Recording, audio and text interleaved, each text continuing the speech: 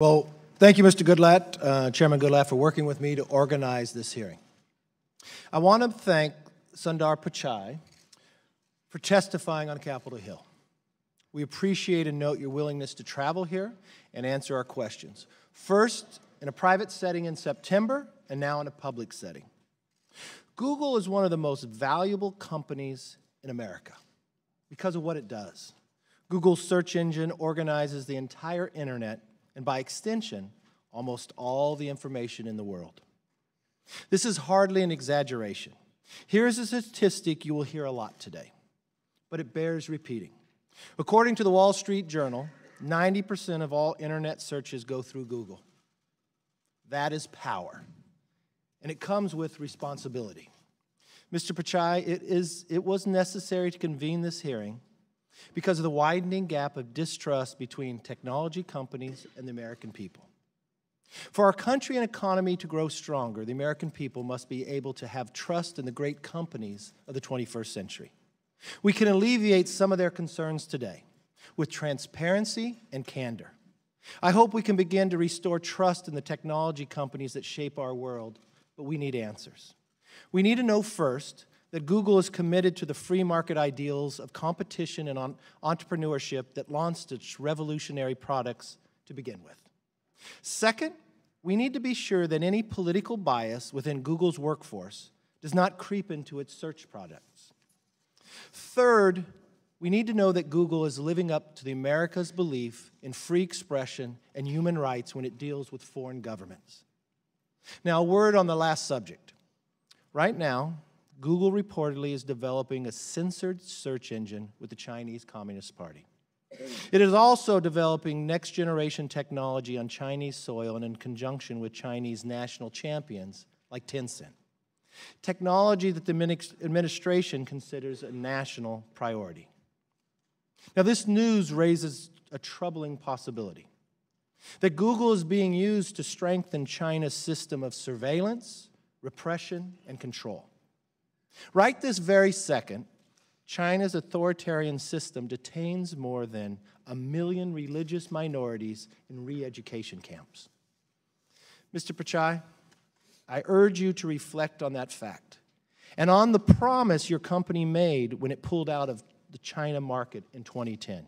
And I applauded you for that move in 2010. Back then, Google promised it would not censor its search results in China or compromise its commitment to a free and open internet. Now, in light of these recent events, I think the American people deserve to know, is something changed? And if so, what? All of these topics, competition, censorship, bias, and others point to one fundamental question that demands the nation's attention. Are America's technology companies serving as instruments of freedom or instruments of control? Are they fulfilling the promise of the digital age? Are they advancing the cause of self-government? Or are they serving as instruments of manipulation, used by powerful interests and foreign governments to rob the people of their power, agency, and dignity? I believe we need to grapple with these questions together as a nation. Because the free world depends on a free internet. We need to know that Google is on the side of the free world, and that it will provide its services free of anti-competitive behavior, political bias, and censorship. I want to thank you again for being here and answering these questions. I look forward to listening to the answers with a very open mind, and I yield back. I'd now like to invite Mr. Pichai to take his seat at the witness table.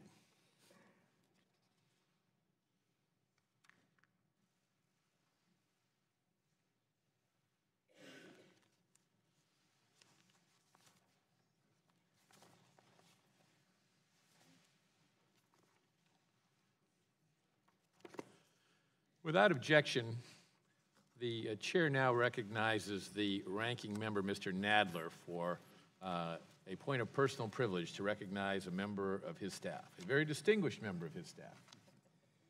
Thank you, Mr. Chairman. Mr. Chairman, I want to take a moment to recognize Danielle Brown, whose last working day for the committee is tomorrow.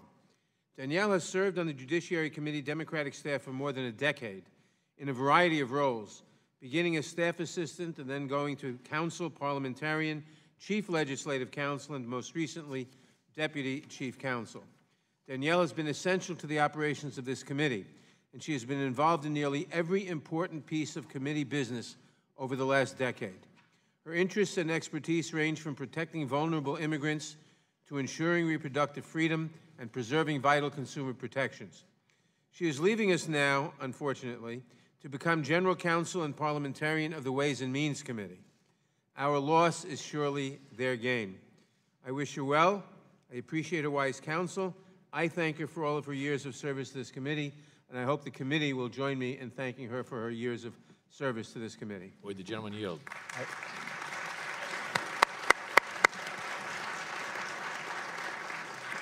I will yield to the chairman. I thank the gentleman for yielding. I would like to join him in thanking Danielle for her service to this committee. She has worked with members on both sides of the aisle. She has worked with the majority staff very productively, very cooperatively on a great many issues that have made this committee not only more productive, but also operating in a fashion that has resulted in a number of bills getting from this committee all the way to the president's desk, whether that president be Barack Obama or Donald Trump. That's an accomplishment that this entire committee should be proud of, and Danielle should be proud that she's played an important part in doing that. And I thank you.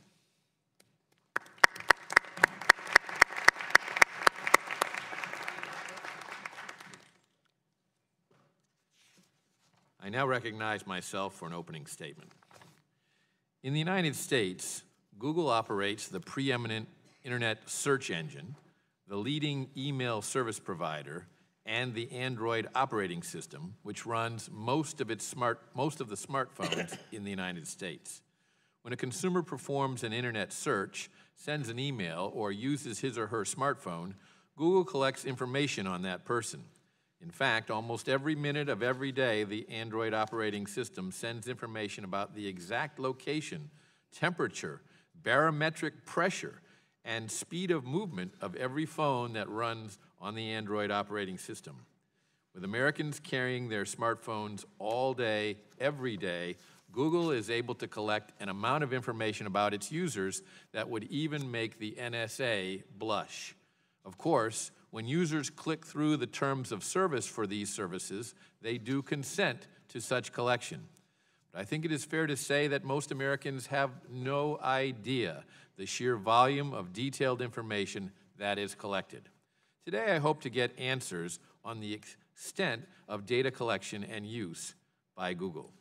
In addition, decades ago, Congress passed the Communications Decency Act, including Section 230 of that act, which allows service providers to remove lewd, lascivious, excessively violent, or otherwise objectionable content from their platforms. This law allows service providers to remove illegal materials, including child pornography and content that is illegal under our intellectual property laws. While meant to allow them to block illegal, obscene, and harmful materials, there is some discretion that service providers, by necessity, must use to make decisions about what content is harmful or objectionable.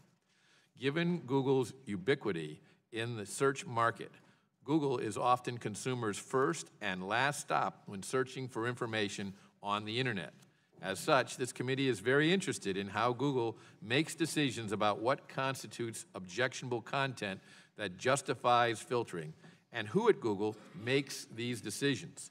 Given the revelation that top executives at Google have discussed how the results of the 2016 elections do comply with Google's values, these questions have become all the more important. While it is true that Google is not a government entity, and so it does not have to comply with the First Amendment, the American people deserve to know what types of information they are not getting when they perform searches on the internet. The market works best when information about products and services is readily available, and so today, on behalf of this committee and the American consumer, I hope to get answers from Mr. Pichai regarding who at Google makes the judgment calls on whether to filter or block objectionable content, and what metrics Google uses to make those decisions.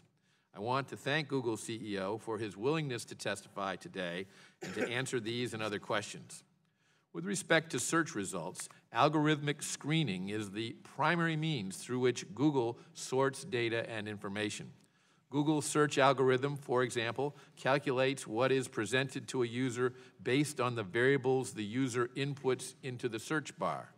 At its best, Google's algorithm reaches the best answer in the least amount of time while providing choices to the user by ranking pages most relevant to the search inquiry. Of course, by ranking pages, Google search always favors one page over another. This kind of bias appears harmless. After all, the point of a search is to discriminate among multiple relevant sources to find the best answer.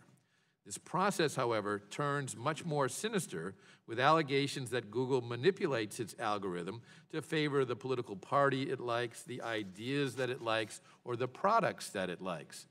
There are numerous allegations in the news that Google employees have thought about doing this, talked about doing this, and have done it. The dangerous implications to a fair democratic process cannot be understated. One study performed by psychologist Robert Epstein has revealed that internet search rankings have a significant impact on consumer choices, mainly because users trust and choose higher-ranked results more than lower-ranked results. After performing 5 relevant double-blind randomized controlled experiments using a total of 4,556 undecided voters representing diverse demographic characteristics of the voting populations of the United States and India, the study revealed that biased search rankings can shift the voting preferences of undecided voters by 20% or more. The shift can be much higher in some demographic groups, and search ranking bias can be masked so that people show no awareness of the manipulation. The potential for this kind of bias is clearly problematic and is further compounded by the fact that Google every day collects mountains of information about its users while they are actively engaged with a Google product or even when they are not. According to a study conducted by Vanderbilt University, a dormant, stationary Android phone with Chrome active in the background communicated location information to Google 340 times during a 24-hour period, or at an average of 14 data communications per hour.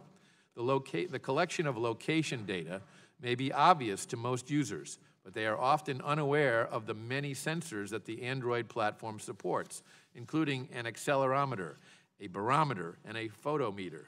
These sensors, in addition to the cameras and microphone on a mobile device, can collate into a very accurate picture of where a user is, what they are doing, and who else is there. The shocking amount of information that Google collects via its phones was recently featured on Good Morning America, in which a reporter using an Android phone with no SIM card that wasn't connected to the internet discovered that the phone collected the device's movement, even identifying the mode of transportation, such as the subway or even a bicycle, and at times taking 10 sensor readings per minute. Moreover, Google's practice of reinforcing its dominance in light of allegations of self-serving bias creates little choice for consumers across the spectrum of internet-based products or services.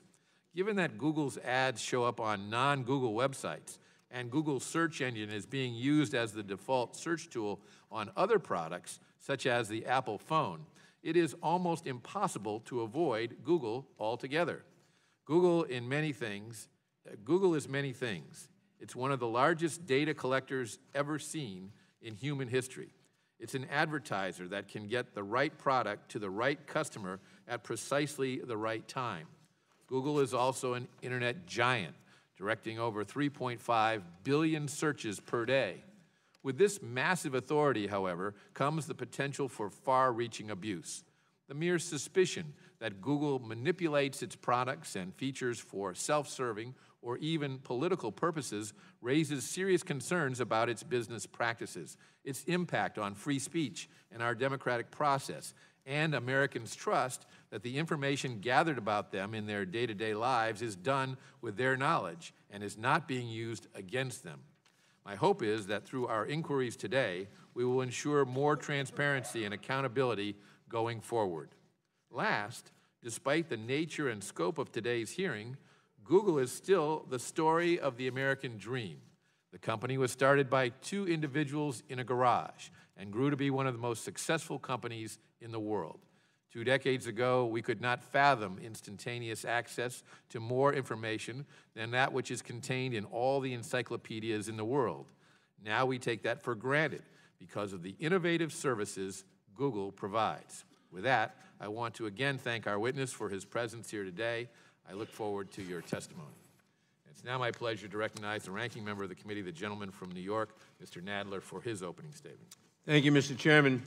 Mr. Chairman, our society has become increasingly reliant on social media and other online platforms to obtain, create, share, and sort information.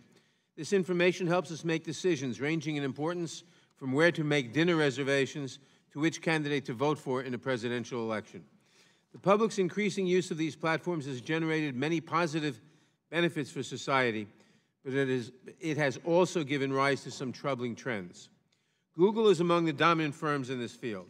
As such, given the public's widespread use and reliance on its products and services, there are legitimate questions regarding the company's policies and practices, including with respect to content moderation and the protection of user privacy. But before we delve into these questions, I must first dispense with a completely illegitimate issue, which is the fantasy, dreamed up by some conservatives, that Google and other online platforms have an anti-conservative bias. As I have said repeatedly, no credible evidence supports this right-wing conspiracy theory. I have little doubt that my Republican colleagues will spend much of their time presenting a laundry list of anecdotes and out-of-context statements made by Google employees as supposed evidence of anti-conservative bias. But none of that will actually make it true.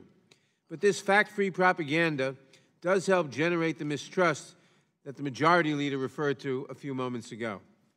And even if Google were deliberately discriminating against conservative viewpoints, just as Fox News and Sinclair Broadcasting and conservative talk radio hosts like Rush Limbaugh discriminate against liberal points of view, that would be its right as a private company to do so, not to be questioned by government. During the Reagan administration, about 35 years ago, the Federal Communications Commissioners appointed by Ronald Reagan abolished what we used to have called the Fairness Doctrine, which placed an obligation on broadcasters who use the public airwaves to be fair to different points of view. This question might be relevant if the Republican members wanted to bring back the Fairness Doctrine and expand its scope to social media companies. I doubt we will see any interest in doing so. But we should not let the delusions of the far right distract us from the real issues that should be the focus of today's hearing. For example, we should examine what Google is doing to stop hostile foreign powers from using its platform to spread false information in order to harm our political discourse. It has been more than 2 years since the 2016 election, yet this committee has not held a single hearing focused on Russia's campaign to manipulate online platforms to undermine American democracy, despite the fact that it is the consensus view of our intelligence agencies that Russia engaged in a massive disinformation campaign to influence the 2016 election. I hope that Mr. Pichai can tell us what actions Google has taken to counter this unprecedented attack and what gaps remain in its defenses without being so specific as to give a guidance to foreign powers. This may help Congress determine what more can be done to further insulate our democratic processes from foreign interference. We should also examine how Google enforces community standards that prohibit racist or bigoted threats and other inappropriate conduct. While Internet platforms have produced many societal benefits, they have also provided a new tool for those seeking to stoke racial and ethnic hatred. The presence of hateful conduct and content on these platforms has been made all the more alarming by the recent rise in hate-motivated violence. According to statistics recently released by the FBI, reported incidents of hate crimes rose by 17% last year compared to 2016, marking the third consecutive year that such reports have increased. The horrible massacre at the Tree of Life Synagogue in Pittsburgh, the recent murder of an African-American couple in a Kentucky grocery store, the killing of an Indian engineer last year in Kansas are sadly not isolated outbursts of violence, but the most salient examples of a troubling trend. We should consider to what extent Google and other online platforms may have been used to foment and to disseminate such hatred, and how these platforms can play a constructive role in combating its spread. As the dominant player in its field, Google possesses significant market power. It is also useful to examine its policies and practices to ensure that other companies are able to compete in an open and fair marketplace. There are also concerns about the prevalence of pirated material available on Google and other internet platforms at the expense of legitimate content. Finally, it is important to know what Google is doing to protect its users' data privacy and data security. The Wall Street Journal recently reported that Google discovered last March that a bug in its social media platform, Google+, had exposed the private profile data of up to 500,000 users to third-party developers, but it opted not to disclose the issue publicly, not even to those who may have been affected at the time. And just yesterday, the company announced that it had discovered another Google+ bug that may have exposed the private profile data of millions of users. While Google has so far found no evidence that developers have in fact abused these bugs, or that any user profile data has been misused in any way, incidents like this still raise legitimate questions about what types of data exposures a company is obligated to disclose publicly. It also raises questions about how much control users should have over their own data and how such control should be regulated. I am also disturbed by recent reports that Google is developing a search engine for the Chinese mainland market. According to these reports, this search engine would not only accommodate Chinese government censors, it might allow the Chinese government to track individuals by linking search terms to the user's mobile phone number. Unfortunately, in this, our fourth hearing devoted to entirely fictitious allegations of anti-conservative bias by internet companies, we will waste more time and more taxpayer money on elevating well-worn right-wing conspiracy theories instead of concentrating on the substantive questions and issues that should be the focus of our hearings. Our committee can and must and will do better. I yield back the balance of my time. Thank you, Mr. Nadler. We welcome our distinguished witness, and if you would please rise, I'll begin by swearing you in. Please raise your right hand. Do you swear that the testimony that you are about to give shall be the truth, the whole truth, and nothing but the truth, so help you God? I do. Thank you. Let the record show that the witness answered in the affirmative. Our only witness today is Mr. Sundar Pichai. Mr. Pichai is the Chief Executive Officer of Google.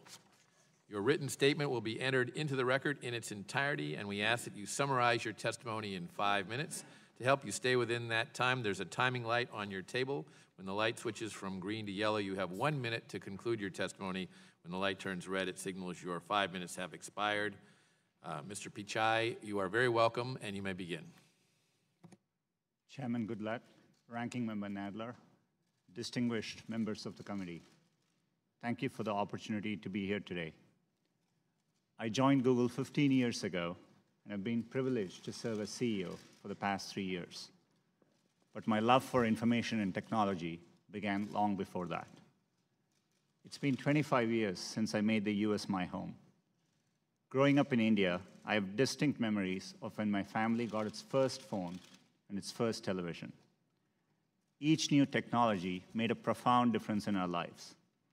Getting the phone meant I could call ahead to the hospital to check that the blood results were in instead of taking a 2-hour trip there.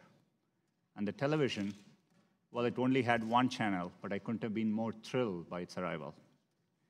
Those experiences made me a technology optimist, and I remain one today.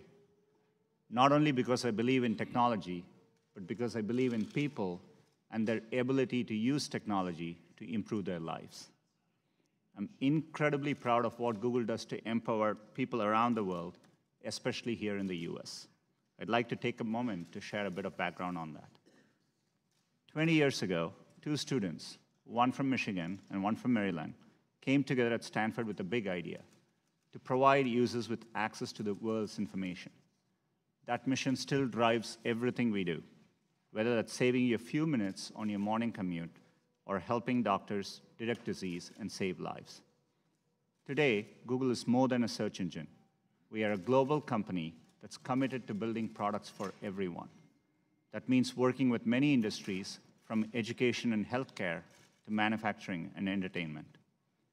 Even as we expand into new markets, we never forget our American roots.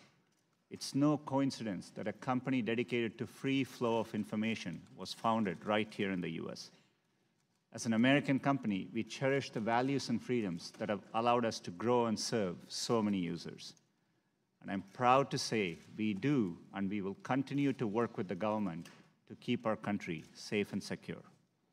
Over the years, our footprint has expanded far beyond California to states such as Texas, Virginia, Oklahoma, and Alabama. Today in the US, we are growing faster outside of the Bay Area than within it. I've had the great opportunity to travel across the country and see all the places that are powering our digital economy, from Clarksville to Pittsburgh to San Diego, where we recently launched a partnership with the USO to help veterans and military families. Along the way, I've met many people who depend on Google to learn new skills, find jobs, or new businesses. Over the past year, we have supported more than 1.5 million American businesses. And over the past 3 years, we have made direct contributions of $150 billion to the US economy, added more than 24,000 employees, and paid over $43 billion to our US partners across Search, YouTube, and Android. These investments strengthen our communities and support thousands of American jobs. They also allow us to provide great services to our users to help them through the day. It's an honor to play this role in people's lives. And it's one we know comes with great responsibility. Protecting the privacy and security of our users has long been an essential part of our mission. We've invested an enormous amount of work over the years to bring choice, transparency, and control to our users. These values are built into every product we make. We recognize the important role of governments, including this committee, in setting rules for the development and use of technology. To that end, we support federal privacy legislation and proposed a legislative framework for privacy earlier this year. Users look to us to provide accurate, trusted information, and we work hard to ensure the integrity of our products. We have put a number of checks and balances in place to ensure they continue to live up to our standards. I lead this company without political bias and work to ensure that our products continue to operate that way. To do otherwise would be against our core principles and our business interests.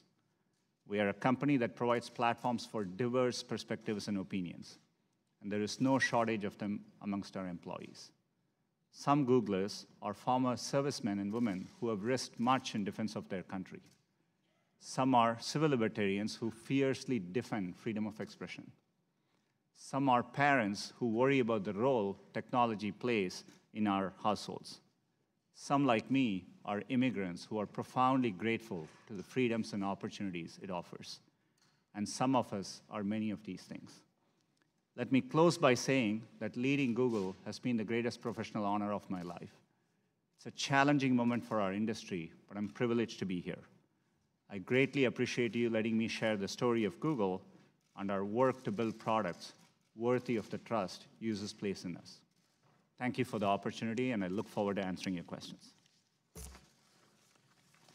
Thank you. We'll now proceed under the 5-minute rule with questions, and I'll begin by recognizing myself. Mr. Pichai, is it true that the Android operating system sends Google information every few minutes, detailing the exact location of a smartphone within a few feet, the speed of movement of the phone, the altitude of the phone sufficient to determine what floor of a building the phone is on, the temperature surrounding the phone, and other readings? And if so, with Americans carrying their phones with them virtually at all times, doesn't the collection of this volume of detailed information really mean that Google is compiling information about virtually every movement an individual with a smartphone is making every hour of every day? Mr. Chairman, thank you for that question. Today, for any service we provide our users, we go to great lengths to protect their privacy, and we give them transparency, choice, and control. Android is a powerful platform and provides smartphone for over 2 billion people.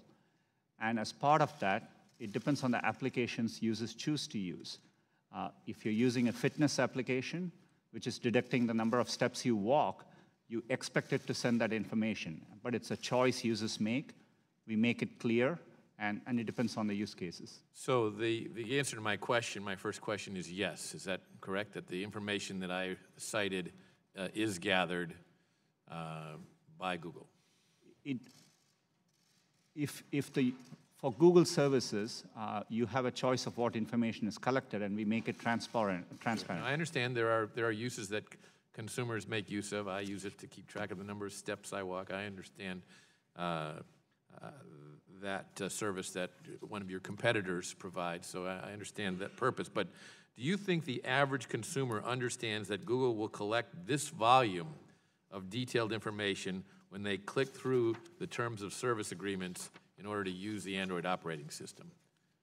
It's really important for us that, that average users are able to understand it. This is why we do something called privacy checkup. I think average users read the terms of service and the updates that are very frequently sent to us? Beyond the terms of service, we remind users to do a privacy checkup, and we make it very obvious. Every month, in fact, in the last 28 days, 160 million users went to their My Account settings, where they can clearly see what information we have. We actually show it back to them, and we give clear toggles by category where they can decide whether that information is collected, stored, or more importantly, if they decide to stop using it, we work hard to make it possible for users to take their data with them if they choose to use another service. Let me switch to the issue of Section 230 of the Communications Decency Act. You heard me say in my opening statement that this provides broad liability protections for you and other technology companies for good faith restrictions that when Google thinks something is obscene, lewd, lascivious, filthy, excessively violent, harassing, or otherwise objectionable. On the other hand, objectionable material, by whatever standard applied, likely elicits the most engagement from users on your site. And for Google, increased engagement potentially means increased revenue. However, it is important for Google to make very clear where it draws the line, and I don't believe Google has done its best to make that clear. So what I would ask is the following. Would Google or YouTube be willing to make changes in support of a healthier civic dialogue if doing so meant a drop in user engagement metrics? Absolutely, Mr. Chairman. We have a long track record of, we've always focused on long-term goals towards user satisfaction.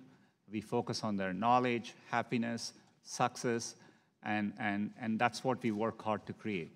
It is important to us that platforms like YouTube are viable over the long run. It's in our natural incentive to do so. YouTube is a place where users, advertisers, and content creators who make their livelihoods use the platform. And so we want to make this work in a sustainable way. When it comes to political advertising, as you know, some of your competitors in other advertising media are required by law to offer the same rate, the lowest rate, as a matter of fact, to all political candidates. So, for example, that's true in television and radio. Would Google, should competing political candidates be charged the same effective ad rates to reach prospective voters? Our advertising products are built without any bias, and the rates are competitive, set by a live auction process. So depending on the keywords for which you're bidding for, depending on the demand there is in the auction, the prices are automatically calculated. So, the system decides that based on supply and demand. I understand it's automatically calculated, but could two competing political candidates targeting the same audience see different ad rates? And if yes, could that disparity be substantial? There wouldn't be a difference based on any political reasons unless there are keywords which are of particular interest and the market determines it. So it's essentially a supply-demand equilibrium. It can lead to difference in rates, but it will vary from time to time. Can those rates be very substantial in difference?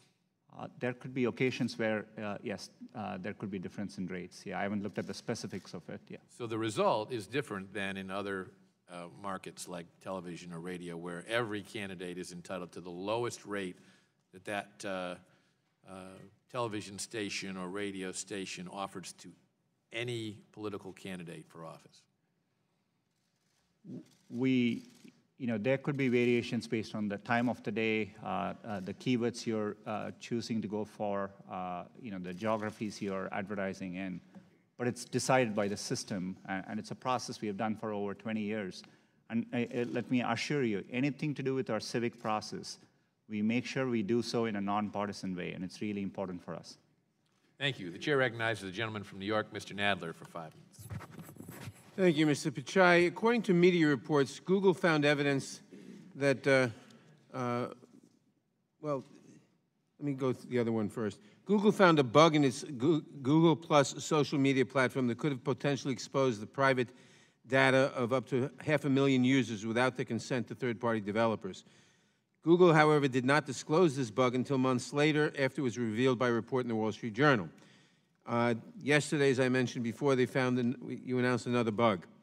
What legal obligations is the company under to disclose data exposures that do not involve sensitive financial information, but still involve private personal data like a user's name, age, email address, or phone number?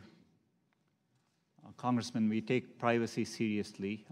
The bugs you mentioned are bugs. We found them by either doing an audit or using our automated testing systems. Whenever we find any bugs, we follow, it gets escalated to our Privacy and Data Protection Office, and we comply with. All right, I'm not criticizing what you do. I'm asking what legal obligation is the company under to disclose such data exposures that don't involve financial information but still involve other personal information? It depends on the situation. We follow the requirements, and in that case, in the first case, typically we look at our legal requirements, but we go above and beyond to make sure we do the right thing for our users. In the first case, both there was no evidence data was misused, and we couldn't accurately I understand all that, but my question is, what legal obligations are there? Today, right now, if you have found a bug, and you've ascertained, once you've done the investigation and you've ascertained the users who are eligible for notification, my understanding is you have 72 hours, and we both notify users as well as regulators in that time frame. Okay, thank you. Now, according to media reports, Google found evidence that Russian agents spent thousands of dollars to purchase ads on its advertising platforms that span multiple Google products as part of the Russian agents' campaign to interfere in the election 2 years ago.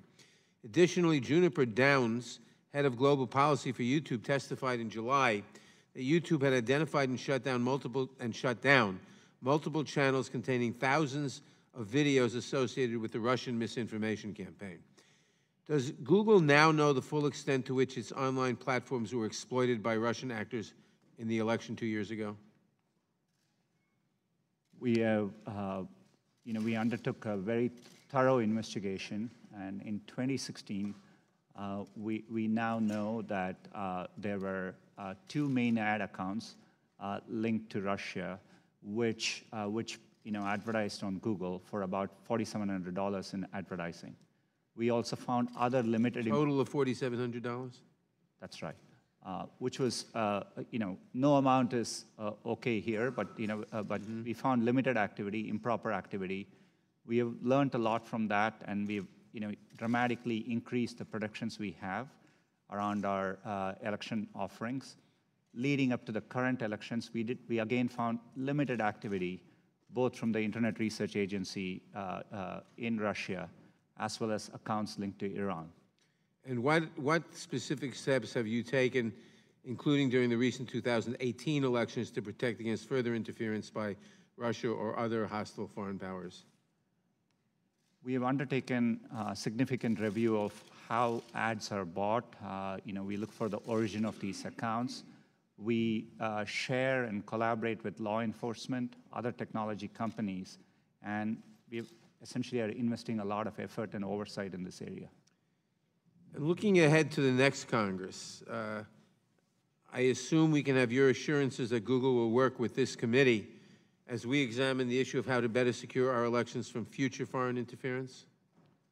Congressman, protecting our elections is foundational to our democracy, and you have my full commitment that we'll do that. Okay, my last question, because time is running out.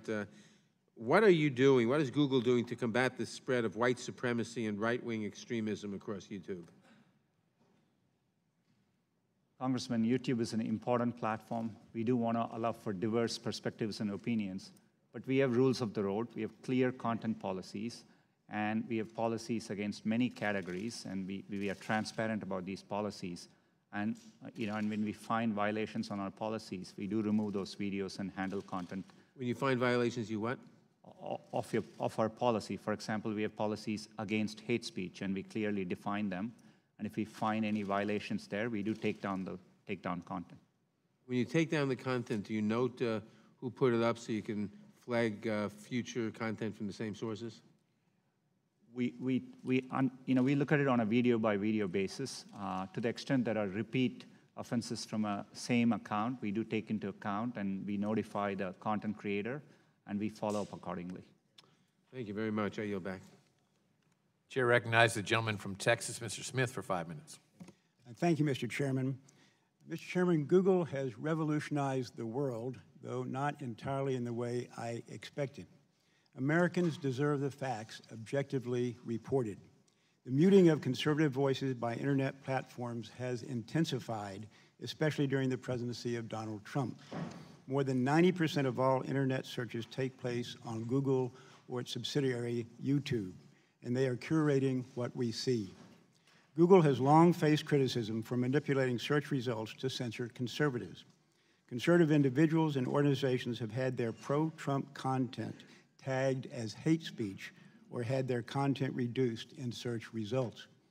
And enforcement of immigration laws has been tagged as hate speech as well. Such actions pose a grave threat to our democratic form of government.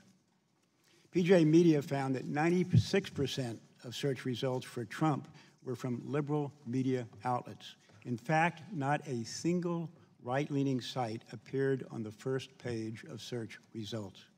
This doesn't happen by accident, but is baked into the algorithms. Those who write the algorithms get the results they must want, and apparently management allows it. Dr. Robert Epstein, a Harvard-trained psychologist, authored a study recently that showed Google's bias likely swung 2.6 million votes to Hillary Clinton in the 2016 election. Google could well elect the next president with dire implications for our democracy. This should be of real concern to all but the most politically partisan. Those at the top set the tone. It will require a Herculean effort by the chief executive and senior management to change the political bias now programmed into the company's culture. And Mr. Pichai, let me ask my first question about those examples of political bias that I just mentioned, and you're going to hear others too. In your opening statement, you mentioned your desire to provide information that was without political bias. Clearly, that's not working. So what are you going to improve that situation? Congressman, thanks for the question. If I may, some of the studies you mentioned, we have investigated those. There are other studies which have looked at it. We have found issues with the methodology and the sample size and so on.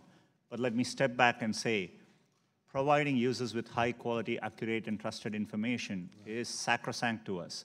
It's what our principles are, and our business interests, our natural long-term incentives are aligned with that. We want to serve users everywhere, and we need to earn their trust in doing so. Right. So what actions are you going to take to try to counter the political bias in some of those examples that I just gave? I mean, they're irrefutable, so it occurs. You have to take some responsibility for that bias. What do you intend to do about it? Congressman, with respect, Dr. Epstein's study, we have investigated. We don't agree with the methodology. Happy to follow up with your office and give our findings on that study. When we look at it, we evaluate our studies to evaluate our search results. Today, we use a very robust methodology, and we've been doing this for 20 years. Making sure the results are accurate is what we need to do well, and we work hard to do that. What does methodology have to do with the fact that 96% of the references to Trump are from liberal media? There are always studies, which can show one set of data and arrive at conclusions. But we have looked at results on our top news category. We find that we have a wide variety of sources, including sources from the left and sources from the right, and we are committed to making sure there's diverse perspectives. By the way, the study that I referred to was done by a self-proclaimed Democrat who voted for Hillary Clinton and said he regretted to find what he found, but he felt it was irrefutable and no one has been able to disprove him. Let me go to another question, and that is clearly there may be a difference of opinion as to the degree or amount of political bias. Would you agree to allow an independent entity to study your search results for political bias? I know you've have individuals studying that now, but you appointed them.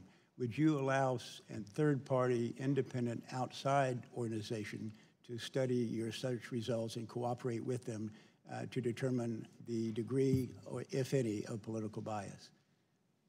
Congressman, if I may make 2 points. One is, to date, there have been independent third-party studies looking at search results. The Economist did. But you chose those third parties. I'm talking about someone truly independent.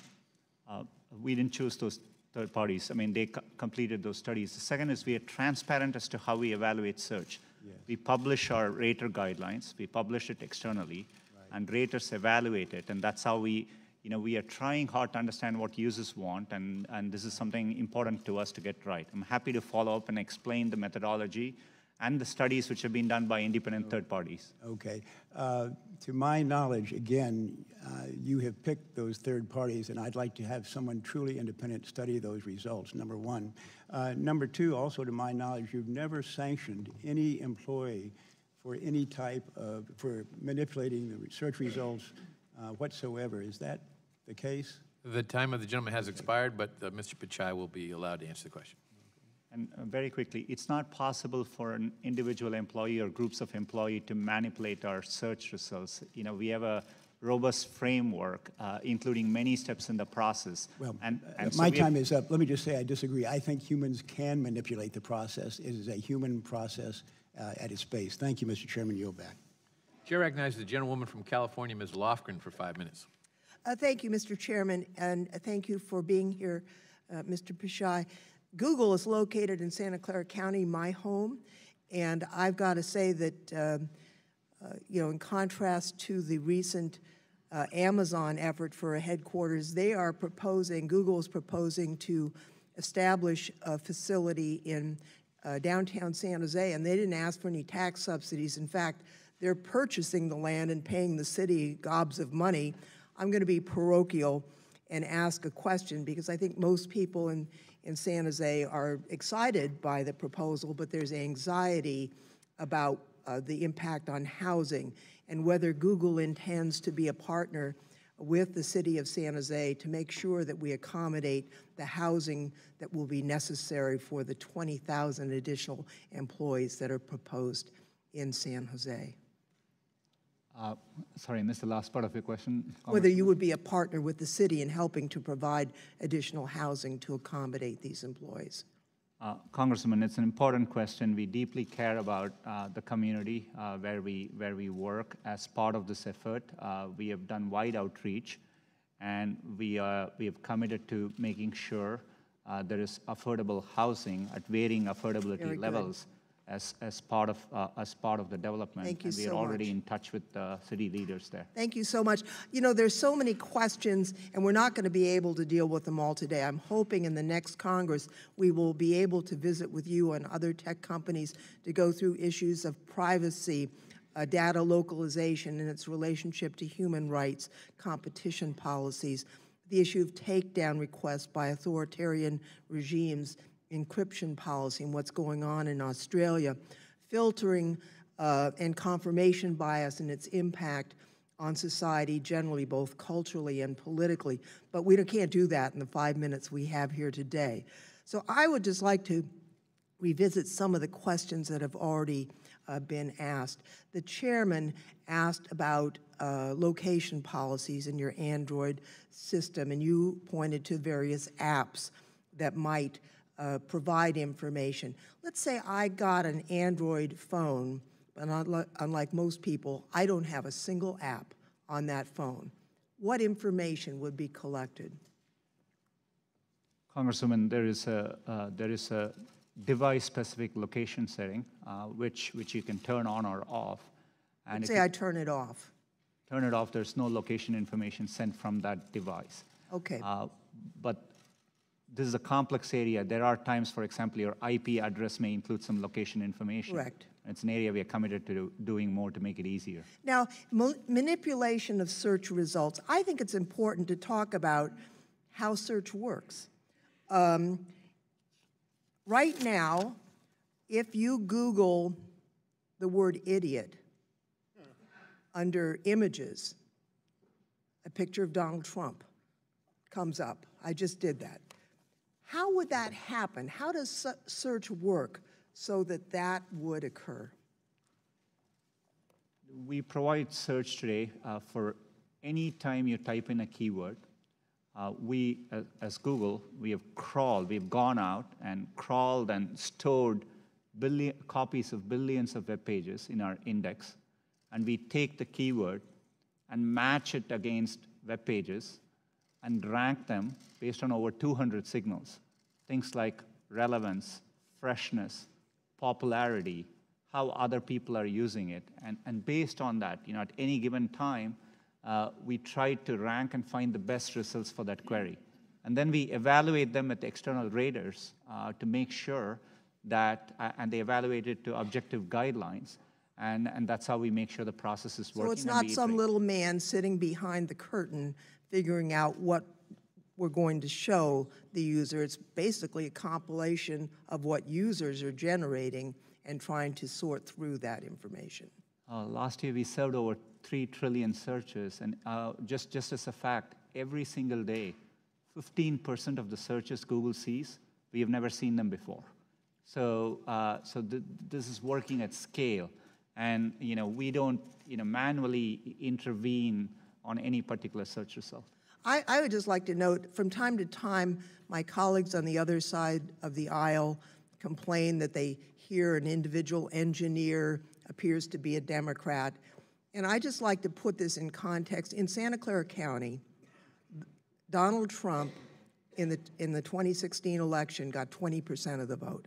That's how much of the vote he got. So it's not a surprise that the engineers who live in Santa Clara County would reflect that general political outcome. That has nothing to do with the algorithms and the really automated process that is the search engine that serves us.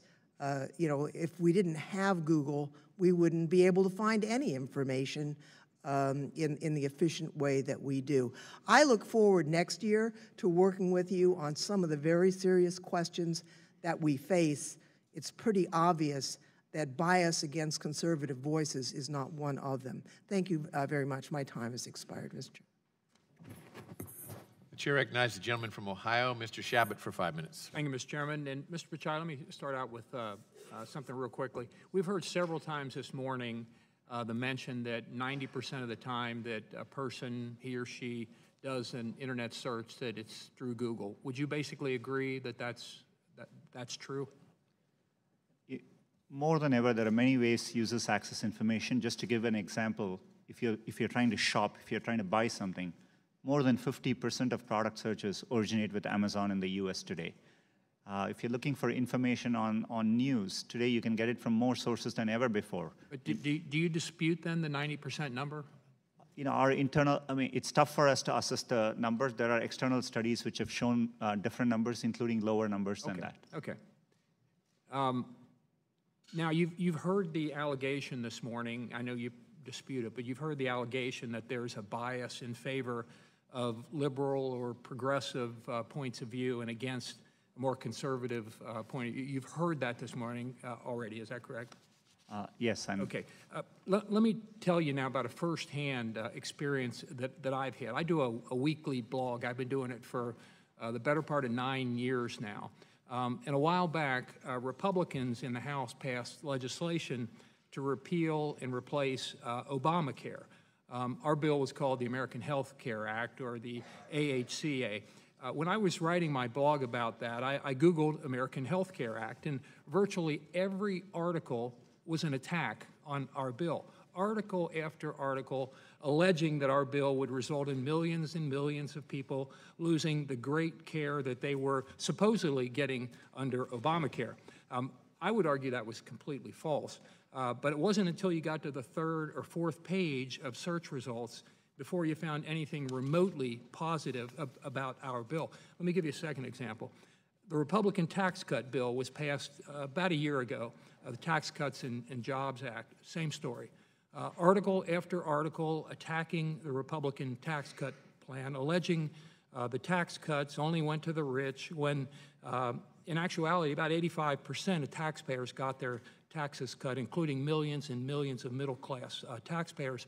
And once again, to find any article that had anything remotely good to say about our plan, you had to go deep into the search results. Now, I know Google's attitude. The algorithm made us do it, but I don't know that I buy that. How do you explain this apparent bias on Google's part against conservative points of view, against conservative policies? Is it just the algorithm, or is there more happening there? Congressman, I understand the frustration at seeing negative news, and I see it on me, on Google. There are times you can search on Google, and page after page there's negative news, which we reflect. But what is important here is we use a robust methodology to reflect what is being said about any given topic at any particular time. And we try to do it objectively using a set of rubrics. It is in our interest to make sure we reflect what's happening out there in the best objective manner possible. I can commit to you and I can assure you, we do it without regards to political ideology. Our algorithms have no notion of political sentiment. I guess, I'm going to run out of time here. I apologize for interrupting, but and I sincerely believe that you believe what you're saying here. But you've got almost 90,000 employees. Somebody out there is doing something that just isn't working if you're looking for unbiased results. And I've seen this firsthand. Time after time. I just mentioned two of the most obvious ones that people would remember. Yeah, those bills, heard about those. So I've seen it. If what I've described and some others, I'm sure you're going to hear other examples. If it is happening, do you see how conservatives believe that your company is kind of putting their thumb on the scale, so to speak, that you're in effect picking winners and losers in political discourse out there in America today, and therefore actually affecting elections? And do you see why conservatives would be concerned about this and why we're asking these kinds of questions today? There's a lot of people that think what I'm saying here is happening, and I think it's happening. So I've only got about 20 seconds to go, but I'll yield it to you. Congressman, it's important to me that I understand these concerns. This is why I've been trying to reach out and meet people. We've done outreach. We want to explain how these things work. We are happy to look at independent studies. It's important to us to demonstrate that our products work without any bias, and we build our products in a neutral way. And I'm happy to follow up and look forward to getting a chance to explain it better. Thank you very much, and I appreciate your willingness to follow up, because I think a lot of people have a lot of questions. And I know I'm already out of time, but let me also thank Google for one thing. And I happen to be chair of the House Small Business Committee, and your company has worked with an awful lot of small businesses all across the country, created a lot of jobs, and I commend you for that. Yield back. The chair recognizes the gentleman from the gentlewoman from Texas, Ms. Jackson Lee, for 5 minutes. Good morning, Mr. Pichai. I'm right here. It's a pleasure to have you here this morning. I'm going to try and answer or offer to you questions initially that require just a yes or no answer, if you would. Does Google choose conservative voices over liberal voices? We approach our work without any political bias. We build it in a neutral way. Answer is no, or yes or no? No, Congressman. If hate speech provokes violence, is that the definition beyond other aspects that you consider that you would take it down? I know there are other aspects, but particularly encouraging violence. Does that get taken down? In primary purpose of inciting violence is what we consider as hate speech. Yes, Congressman. And it would be taken down? Yes, we would remove. I want to just take note of the fact that I look forward to best practices when we start the 116th Congress in terms of having more hearings. My view is that this committee has washed its hands clean of engaging in meaningful oversight of technology platform efforts to sift through content being sold by hostile foreign actors claiming to heighten social division at the peril of democracy. I won't ask a question on that, but I will make mention of the Universal Declaration of Human Rights, Article 12, which says no one should be subjected to arbitrary interference with his privacy.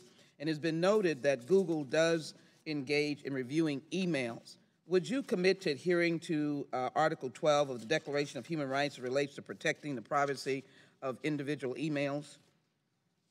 You know, we think privacy is an important individual right. It's an important human right, and we are committed to upholding that, and happy to engage in any discussions with respect to that. I'd like to do so. We know that building the U.S. economy through innovation is very important. I would like to know whether or not you would be open to Google involving the AI economy to non-traditional areas of social economic groups. Data shows the impact of not having that access.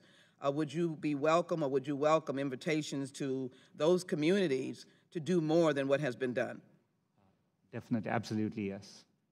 You received a letter from the Senate a few weeks ago regarding illegal drug sales. It's quite extensive, and my question is, have you made any efforts to deal with the facilitating of sale of counterfeit, substandard, and falsified medicines sold through illegal online pharmacies? Congressman, this is a national crisis. We have undertaken a lot of work in this area. We just recently rolled out, we participated in National Take Back Day. In Google Maps, we showed drop-off locations. We work with law enforcement here, and just last week, we received a Corporate Citizenship Award from Partnership for Drug-Free America, and we are very committed to doing more work in this area. We applauded you in 2010 when Google took a very powerful stand of principle and democratic values over profits and came out of China.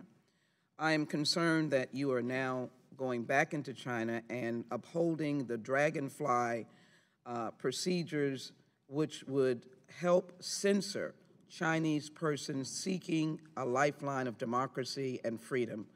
How can you do that, and what are you doing to minimize or to indicate that this is not best practices?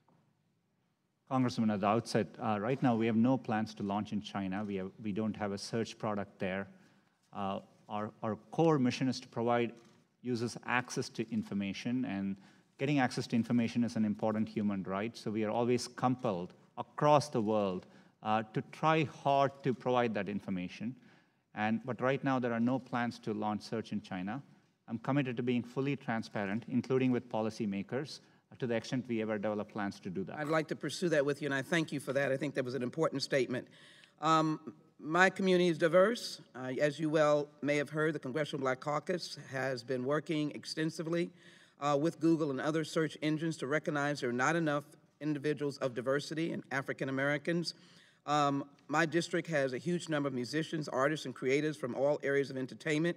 I'd be interested in what efforts are being taken by Google's platform, YouTube, to promote diversity and inclusion with its employees. What are the demographics of YouTube's U.S. employees? And also, how is YouTube currently distributing resources for U.S. diversity? But the focus is on diversity. What are you doing? YouTube is a great message, and there is a whole population growing of diverse persons, including African Americans.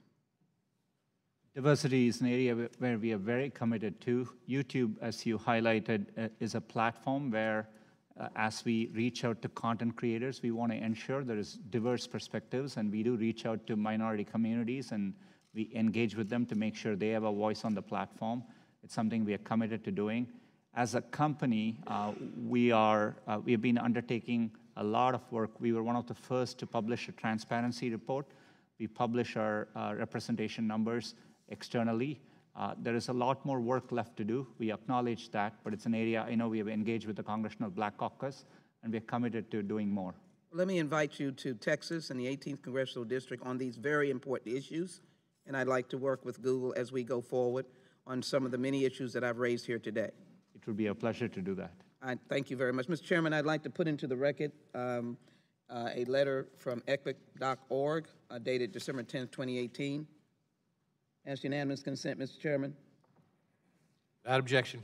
And let me thank the witness for his testimony. Thank you also for your work. Chair thanks the gentleman. Recognize the gentleman from California, Mr. Issa, for 5 minutes. Thank you, Mr. Chairman. Mr. Pichai, I would like to follow up on some of the gentlemen that came before me on this side of the dais who talked about the bias. And I know that the gentlelady from Texas and some of the others said there is no bias. But I'd like to pick up where Sheila Jackson-Lee just left off, because I think it's important. She used numbers and outcome that she either has or believes exist to say that you have to do better in the minority community. Do you agree with that? As a company, we are committed to making sure... No, but statistically, the outcome that she measures is how she asks you to do better, because your outcome is insufficient relative to the size of her community. Do you agree with that? You know, I interpret it as we today don't have enough representation internally. Very good. You got her point. Now, here's the point that I think we're giving. If you measure the outcome, such as some of those that were just listed by the gentleman from Texas and Ohio, what you find is that there is an appearance of bias, including, quite frankly, the outcome of search engines, even the question of whether if I pay for advertising and my Democratic opponent pays for advertising, if the characteristic of what we happen to search for somehow is more expensive if you're trying to get conservative than Republican. Those are outcome events. Will you commit to look in the case of potential political bias in all aspects of your very large company to look at the outcome, measure the outcome, and see if, in fact, there is evidence of bias using that, and then work backwards to see if some of that can be evened to what would appropriately be the outcome? Do you see my point there? Congressman, I understand. We don't want any, while I'm confident we don't approach our work with any political bias, I think it's important to me that we always look at outcomes and we assess to make sure there's no evidence of bias. And the reason I give you this point, for most of my adult life, there have been laws on the book to stop the events that Ms. Jackson-Lee speaks of. We have had laws to protect minority communities. We have had laws to protect against segregation and bias.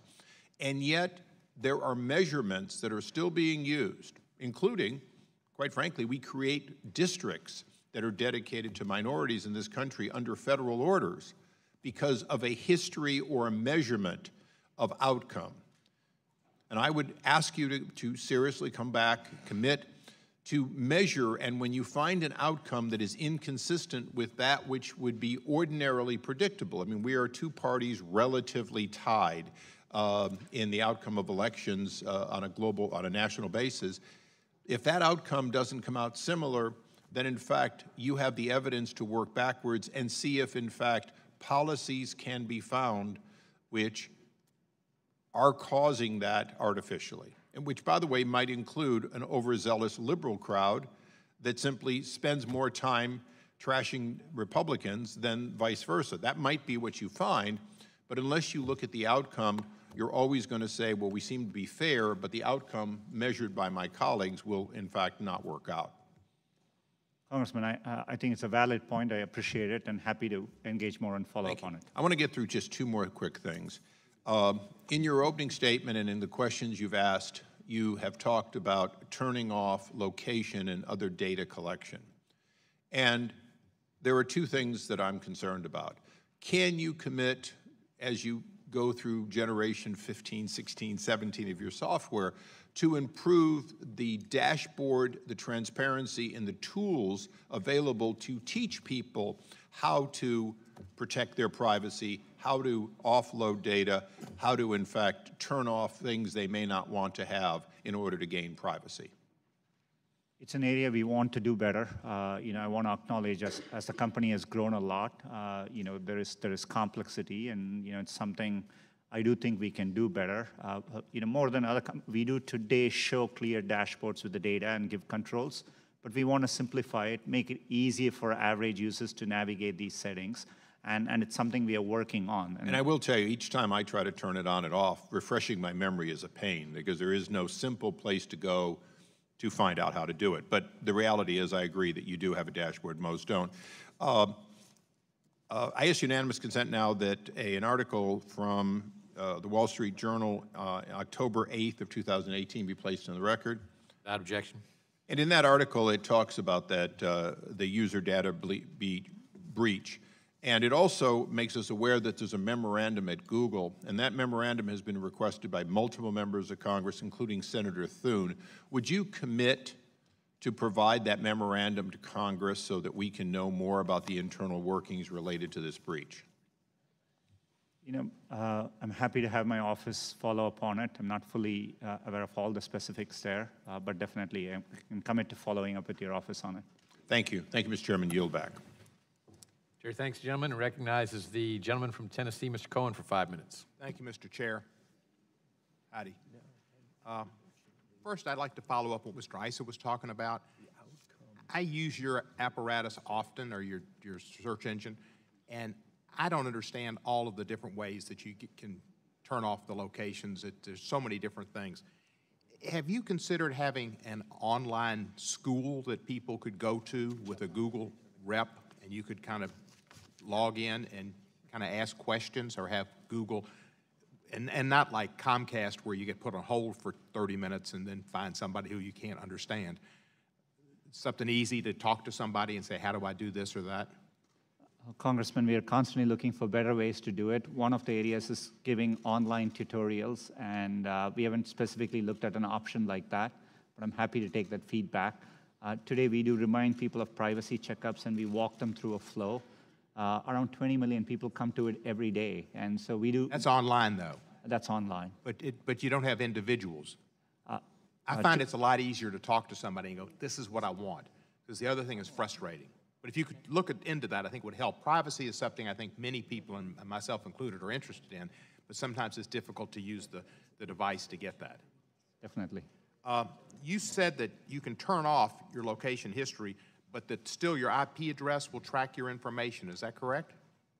All I meant, not just common to Google. Today, many internet companies do collect and sometimes store IP information for security reasons. For example, we need to know the language in which we serve your search results.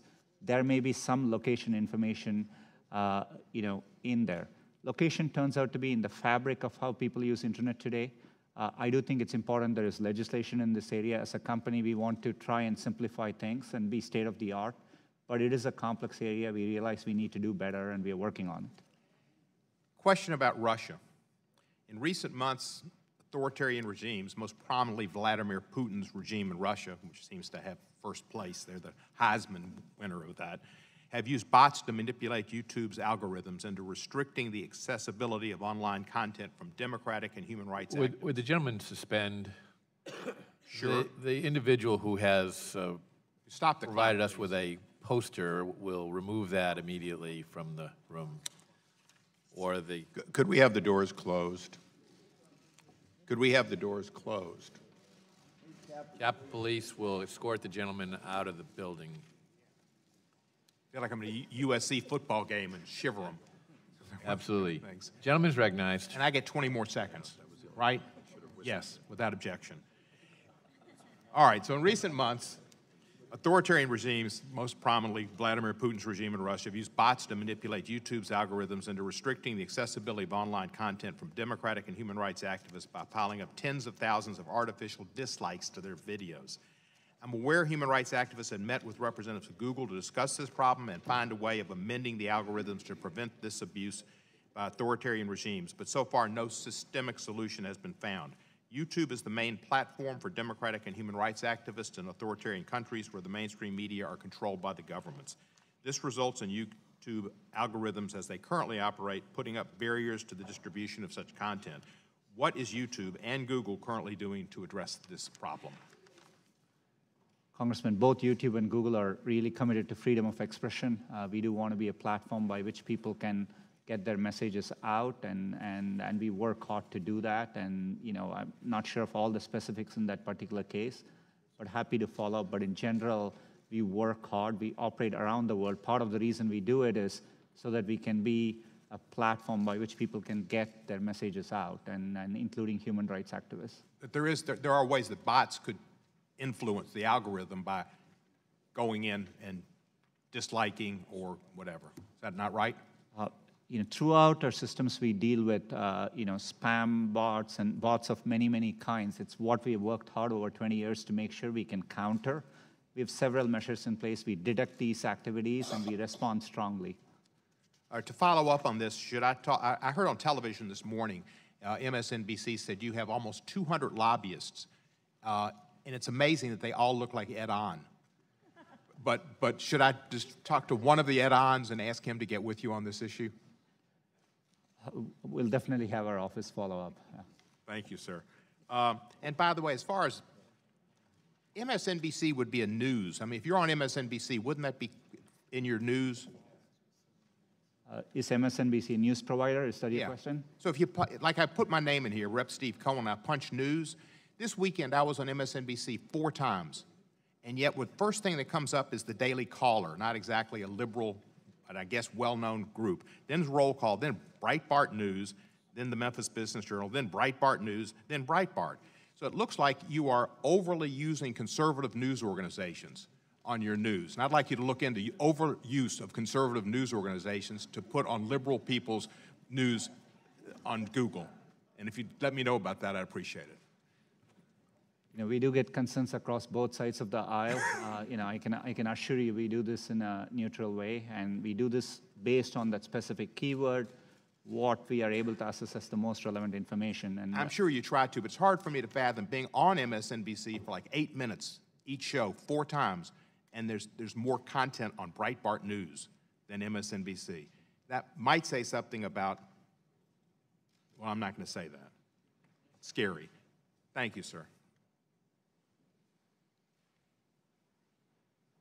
Chair recognizes the gentleman from Ohio, Mr. Jordan, for 5 minutes. Thank you, Mr. Chairman. Mr. Pichai, in your opening statement, you said, I lead this company without political bias and work to ensure that our products operate that way. Ileana Murillo is Google's head of multicultural marketing. Does Ms. Murillo do good work? I'm not directly familiar with her work, but she's an employee of Google, and we are proud of her employees. Well, you praised her work. The day after the 2016 election, in a 4-page email she wrote about her work with the Latino vote, she said, even Sundar gave our effort a shout-out. Is she referring to you there? She was referring to my communication around translation for a different related effort. Okay, well, I'm going to look at 2 other sentences she had in that long email, again, recapping her work in the 2016 election with the Latino vote. She said this, we pushed to get out the Latino vote with our features. A few lines down in her email, she qualified that sentence, and she said, we pushed to get out the Latino vote with our features in key states. And she specifically cites the states Florida and Nevada. Near the end of her email, in a similar sentence, she says, we supported partners like Voto Latino to pay for rides to the polls in key states. With me? I want to kind of analyze those 2 sentences. We pushed to get out the Latino vote with our features in key states. We supported partners like Voto Latino to pay for rides to the polls in key states. Is it fair to say the we in both sentences, Mr. Pichai, refers to Google? Congressman, we are very concerned whenever there are allegations like that. Our team looked into it. I'm not asking that question. I'm asking, is it fair to say the we in both sentences refers to the company Google? As Google, we wouldn't participate in any partisan efforts around any civic process, so I don't think so. So we pushed and we supported partners like Voto Latino to pay for rides in polls in key states, and we pushed to get out the Latino vote during the 2016 election. And how were they getting that done? They were getting that done by, according to Ms. Murillo, your head of multicultural marketing, by altering your features or configuring your features in such a way and for paying for rides for people to get to the polls. Is that an accurate reading of those? That's all I'm asking. Is that fair to say what those sentences are talking about? Not aware of all the specifics, but we did look into it. We found no evidence that there were any activity like that from Google towards that organization. So she's not telling the truth? For sure, we didn't find any supporting evidence of any such activity. She said she paid for rides to the polls, and they configured their features in such a way as to get out the Latino vote. And look, I actually think that's all okay, right? I think that's just a good corporate citizen encouraging voter participation, encouraging people to participate in our election process. I think so far those sentences are just fine, but then there's 3 words at the end of each sentence that do cause me real concern. And those 3 words are, we push to get out the Latino vote with our features in key states. Now suddenly it gets political. We supported partners like Voto Latino to pay for rides to the polls in key states. Now that makes everything different. So I got really just one question for you. Why? Why did Google configure its features and pay for rides to the polls to get out the Latino vote only in key states? Congressman, as I said earlier, we found no evidence to substantiate those claims. The only effort we do around elections. So your head of multicultural marketing, who you praised her work in this email, gave her a shout out, was lying when she said you were trying to get out the Latino vote in key states? We today, in the US, around elections, we make it, and this is what users look to us for, where to register to vote, where to find your nearest polling place, what are the hours they are open, and we do those things effectively. I appreciate that, Mr. Pichai, and I already said that's being a good corporate citizen. What I'm asking is, why did you only do it in key states? We didn't do any such activity as Google on any of these key states. I mean, there are employees, I think Did you push to get out the Latino vote in all states? As Google, we don't have goals around pushing out to get any particular segment. We don't participate in partisan activities. We engage with both campaigns. We support and sponsor debates across both sides of the aisle, and we provide users with information to get to elections. Your head of multicultural marketing said you were pushing to get out the Latino vote, paying for a ride to the polls for the Latino vote only in key states, and you're saying that's not accurate. Yes, that's right. We haven't found any evidence to substantiate any. So she just made it up out of thin air the day after the election and wrote this email to your top executives, and it's not true? Congressman, I'm happy to follow up, but I think the employees today do their own activities. I don't want the follow-up. I want the real answers right here in this committee. As I said earlier, we have looked into it. We didn't find Did you push to get out the key vote? And I would say the 2 most populous states for Latinos would be California and Texas. Did you push to get out the Latino vote and pay for people to go to the polls in California and Texas? We as a company didn't have any effort to push out votes for any particular demographic. That would be against our principles. We participate in the civic process in a nonpartisan way, and we think it's really important we do it that way. Well, I just think it's interesting, Mr. Chairman, I know I'm over time, but I think it's interesting that their head of multicultural marketing writes an email the day after the election where she talks about 71% of Latino votes voted for Hillary, but that wasn't enough. And she talks about paying for rides to the polls in key states for Latino votes to get out the Latino vote in key states. And the head of the company says that's not accurate. The time of the gentleman has expired. The witness may answer the question. Chairman, I think it's important for us, and we are happy to follow up with Congressman there, and we haven't found any evidence to substantiate those allegations. But does Ms. Murillo still work for the company? It's my understanding she does. Yes, sir. There you go. Chair recognizes the gentleman from Georgia, Mr. Johnson, for 5 minutes. Thank you, Mr. Pichai. Have you ever heard talk of this email that you were just asked about by your head of multicultural marketing? Not at that time, but later, when there was concerns expressed around it, I was made aware then. Mm-hmm. Is it true that she sent that email, or could that be fake news? My understanding is that there were emails which were sent, like the congressman referred to. But is your testimony today that Google did not configure its features to get out the Latino vote in key states? We don't build partisan features or features with any goals around affecting elections in those ways. We mainly focus our efforts on helping people register to vote. And we reach users across the United States. So anytime we do these efforts, informing people where to vote. These are used in a very distributed way, widely across the entire country. All right, thank you, sir. And Google's collection and use of consumers' data and its record of protecting consumers and their data are appropriate areas of congressional oversight. But sadly, this committee has neglected consumer protection as an area of oversight, choosing instead to squander their oversight responsibility and use its power so as to bully Google and other technology companies into minimizing negative news and comments about Republicans and, most importantly, the Trump administration. Yesterday, Google disclosed that private profile data of over 52 million users may have been exposed.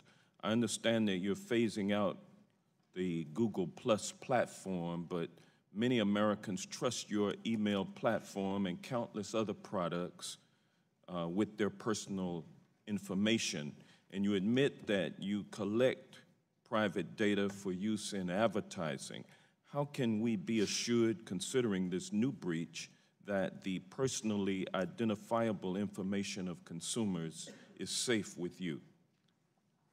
Congressman, it's an important question. This is why we undertake all these efforts. We do operate important products like Gmail. The reasons, building software inevitably has bugs associated as part of the process. We actually undertake a lot of efforts to find bugs, and so we find it, we root it out, and we fix it, and that's how we constantly make our systems better. And the biggest area of risk we normally we see for our users is around security, that their account gets hacked or something. That's why we work hard. Gmail is an area where we have invested a lot. We have an advanced protection program. I would encourage members of the Congress to sign up for it if you're using Gmail. It allows a second layer of protection to your account, which makes it much harder to get your account misappropriated in any way. All right, thank you. Yesterday, the New York Times published an in-depth investigation of your location tracking applications that sell purportedly personally identified data. Google has said that it doesn't sell data, but as a corporation deeply involved in the business of consumer data use in advertising, your company benefits from applications that track consumer locations. How do you differentiate what Google does with geolocational data from companies with applications that track and sell the data? As a company, we do not sell user data. That would be against our principles and how we... how do you differentiate what you do with the geolocation data from companies that do sell the data? How do you differentiate what you do with that data versus what these applications that do track and sell the data do? An important source of differentiation. We do not and would never sell user data. We do give consumers preferences about how their data is used for advertising. Most of our user experience, we make our advertising relevant based on the keywords you type in. That's where we get most of our information. You can just type in, control your ad settings into Google, and you can actually change the use of your personal data for advertising as well. We allow that as an option for our users. As my time expires, let me ask you, do you believe Google has done enough to be transparent in its data collecting policies? We always think there is more to do. It's an area which is going to be an ongoing area of effort for us. But we have invested a lot over the years, and we do make it very transparent, and we encourage users to go check it out. And in fact, every day, 20 million users go and check it. And over the last month, around 170 million users did check it. But we're going to continue and invest more in this area. Thank you. I yield back. The chair recognizes the gentleman from Texas, Mr. Poe, for 5 minutes. Thank you, Mr. Chairman. I'm over here on this side. I have an iPhone, and if I move from here and go over there and sit with my Democrat friends, which will make them real nervous. Does Google track my movement? Does Google, through this phone, know that I have moved here and moved over to the left? It's either yes or no. Not by default. There may be a Google service which you've opted in to use, and if... So Google knows that I am moving over there. It's not a trick question. You know, you make $100 million a year, you ought to be able to answer that question. Does Google know through this phone that I am moving over there and sit next to Mr. Johnson, which would make him real nervous? It's his question. It's yes or no. I wouldn't be able to answer without looking at... You can't say yes or no. Without knowing more details, sir.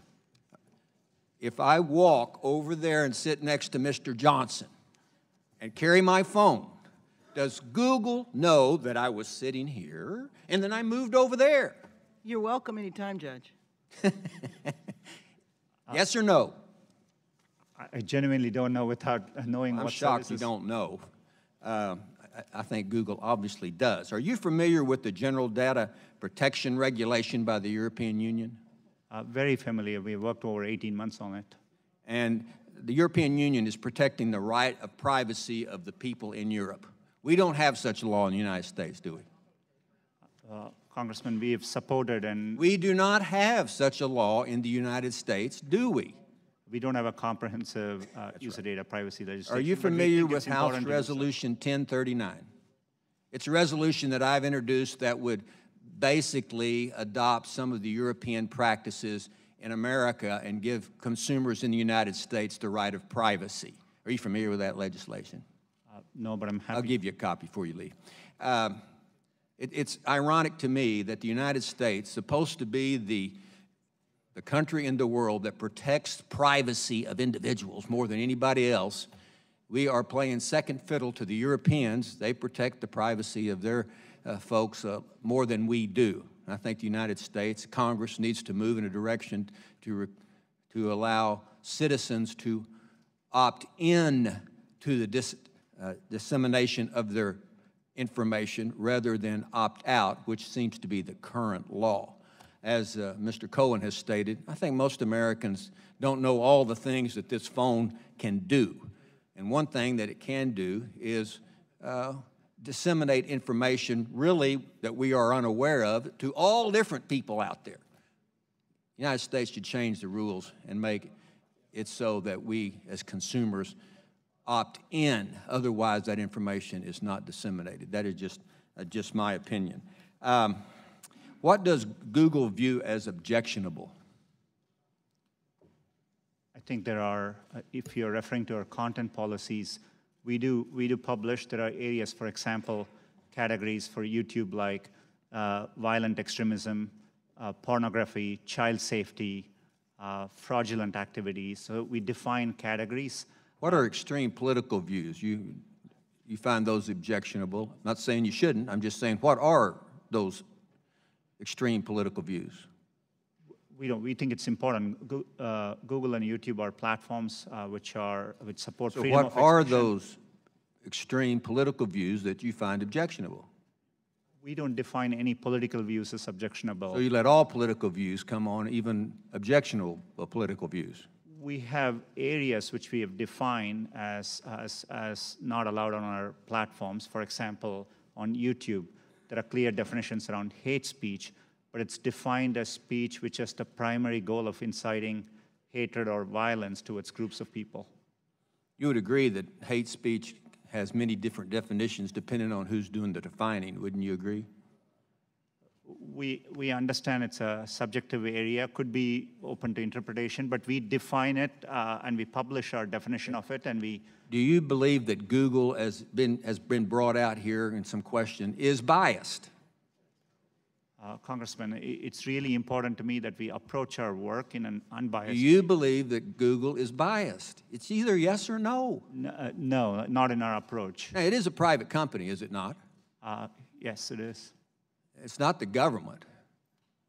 Google is not the government, is it? Not last I checked, no. You want the government to regulate Google?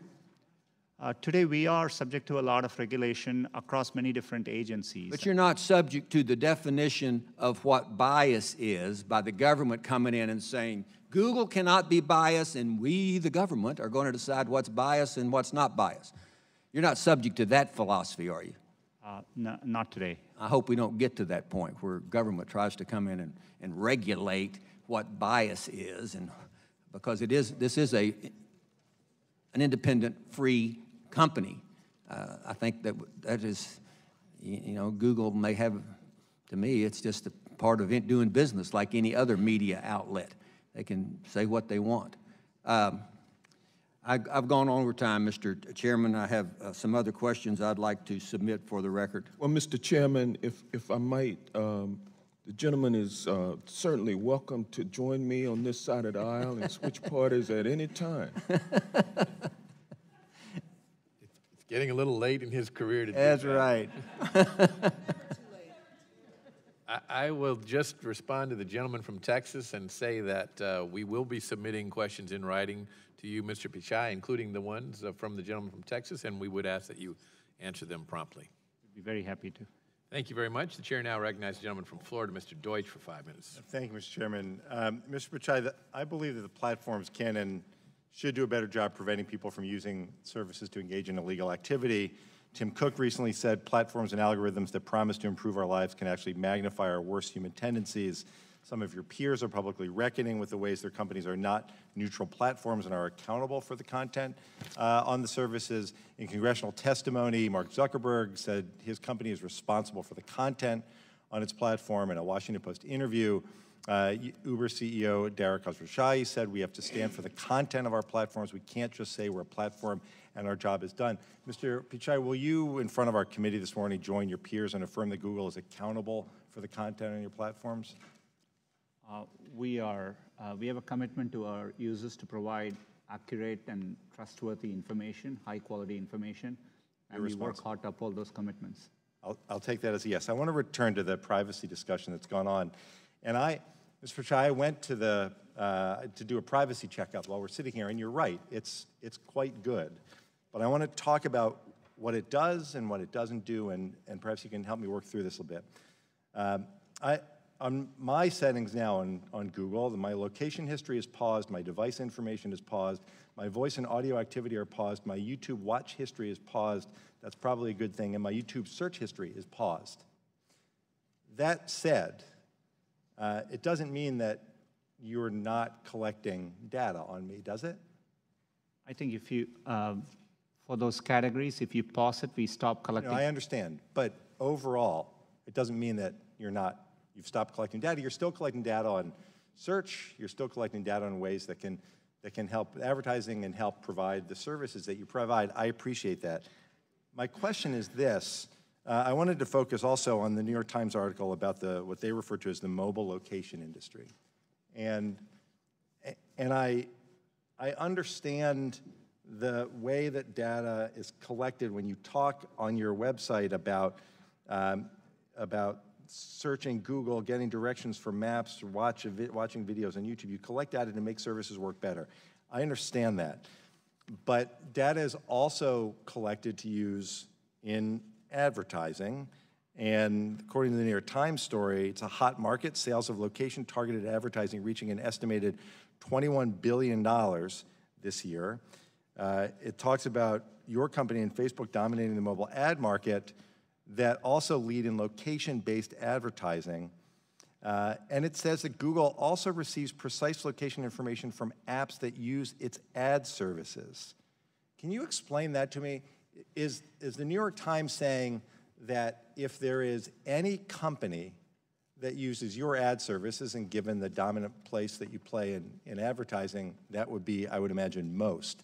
If there is any company that uses your advertising, then that data that they collect would also be available to you? And ultimately, the data they collect on me is the question I'm asking.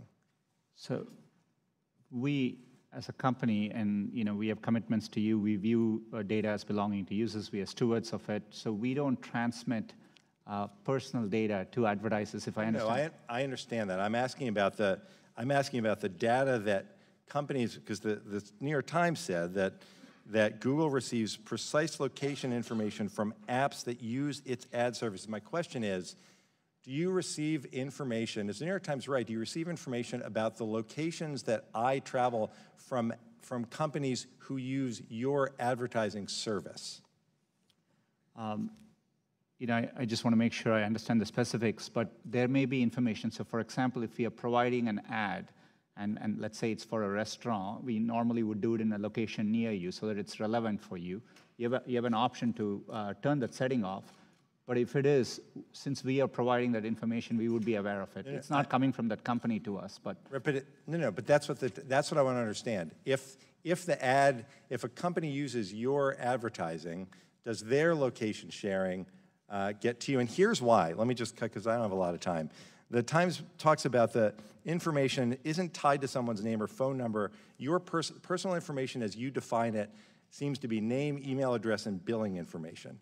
The question a lot of us have, Mr. Pichai, I think you can sense, is that while that may be personal information and you treat that the way we would expect, that there is a lot of information about where we go and where we are at any moment that can, as the Times points out, allow someone with access to the raw data, including employees or clients, to identify a person without their consent by following someone they knew, pinpointing a phone that regularly spent time at that person's home address. Can you use the locations that people go to identify, to back into who a person is? You wouldn't do it, but could someone else do the same thing? We wouldn't do that without explicit user consent. To answer your question, you know, I'm happy to follow up. I want to make sure I address it. It's a specific question. I think at a high level, I would say location is turning out to be an important area. As we consider privacy legislation, I think it's important we give location protection for our users. As a company, we want to lead the way, and we are taking efforts. I understand, and I have to go back. Just one last question, Mr. Chairman. The time of the gentleman has expired. The chair recognizes the gentleman from Pennsylvania, Mr. Marino. Thank you, Chairman, and thank you for being here, all of you. Let me start out by saying that, sir, you and the office of your company, I think particularly you, because you are at the helm, have a tremendous responsibility toward your employees, responsibility toward your stockholders, to your company, providing jobs, and we thank you for providing jobs. But I think you also have a much more awesome responsibility to the American people, to make sure that you educate accurately, to make sure that you stay in the middle of the road, because I've learned this over the years as a prosecutor and then more so as a member of Congress. There is a lot of people who believe everything that's put out by anyone. We're a 10-second society now, and we can't hold conversations. We can only read 10 or 12 words, and that's supposedly the gospel. You have a responsibility to see that the truth is out there, and I will hold you to doing that. I don't believe in government taking control or defining, as my friend the judge says, what is right and what is wrong.